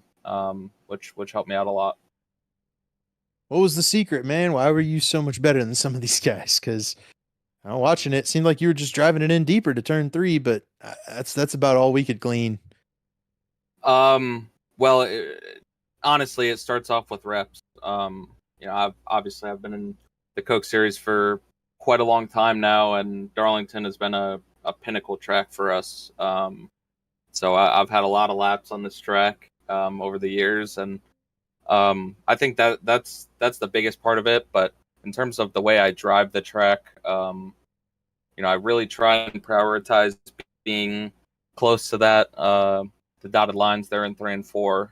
It's really where the most turn is, and if you're just patient enough on the throttle, you'll kind of be able to generate drive off from the turn that you have through the center. So as I'm sure you guys saw it a time or two, I was trying to get my left front down below the dotted line on entry for some rotation, and then if you let it come up, you can get a ton of drive off. So and then 1 and 2, I really just was running the standard line as best as I could, and I wasn't using too much throttle in the center because I was struggling with being tight on exit if I used too much. So just like I said, a lot of laps here, and it's always been a pretty solid track for me. So I'm happy with it. For sure, man. Any shout outs for us here before we send you off tonight? Yeah, just huge thank you to everybody that helps put this league on. Thanks to you guys for the broadcasts. Appreciate Channel 199 Sim Racing for everything they do for me. We're going to try and chase the title here in the Coke Series over the next couple weeks. So, thanks so much to them. Thanks to Washer Tech and all of our partners on this car. Thanks to all the teammates for running this league, and just happy with how tonight went, and we'll be back next week. Sounds good. Congratulations on the win, Zach. And like you said, we'll see you next week. Thank you, guys. Appreciate it. Now we'll grab second place finisher Blake Reynolds, and I'll turn it over to you, James. Ready. Blake, James in the booth. You got a copy? Yes, sir. Alrighty. Well, that was truly an interesting race. First of all, did you have anything for Zach there on that final run to the Checkered? Nah, the track was just too rubbered up, and it had cooled down quite a bit, so we had maximum grip, just full. Car's doing all it can. The Goodyear tires doing all it can. There's not an extra little bit there, and Zach's already going as fast as he can. So there's nothing really I could do. I was just sitting like 0.9 back and could not close at all. Like, that was the limit for the air and the grip that I was able to have. So, nothing I could do for Zach. And then very eventful for me. I took a pee break, so I went to the back. But then I also, before the last caution, I think the caution before that, I was on heat cycled tires because I was fixing damage. Because me and oh god, what's his name? 59. Caleb Pachumer. We got together off of 2. It's just a difficult aero situation. And there was also a lot of netcode tonight. I was lagging, but when I was around cars and had a netcode issue, my Q bar wasn't fluctuating. So I think there's just some weird server issues going on. It sounded like there's a lot of netcode going on tonight. But very eventful from there, and just this race is grueling. For those that have done it, they know this. And then, in a league setting with people lot longer race, there's more opportunity for incidents, and then you got to see that person the next week. So it kind of sucks when you're in a lot of them, like I felt like I did tonight. Yeah, it definitely was an eventful race for you and quite a few people tonight, but it's still a fantastic job to bring it home P2. Great points day. Any sponsors, plugs, and shout outs you like to give? Yeah, Channel 199 Sim Racing, sponsor of me, Zach, Paul, Garrison. Oh, I think I'm lagging now. Let's see. Drink Machine Works tonight, primary, Track Racer, Racecraft. You guys are broadcasting, league, putting this on, Chad and all the admins. Yeah, and good to have a mostly green race. Mostly green races are good. Alrighty, well, we appreciate you, Blake, and hopefully we're talking to you again next week. Yes, sir.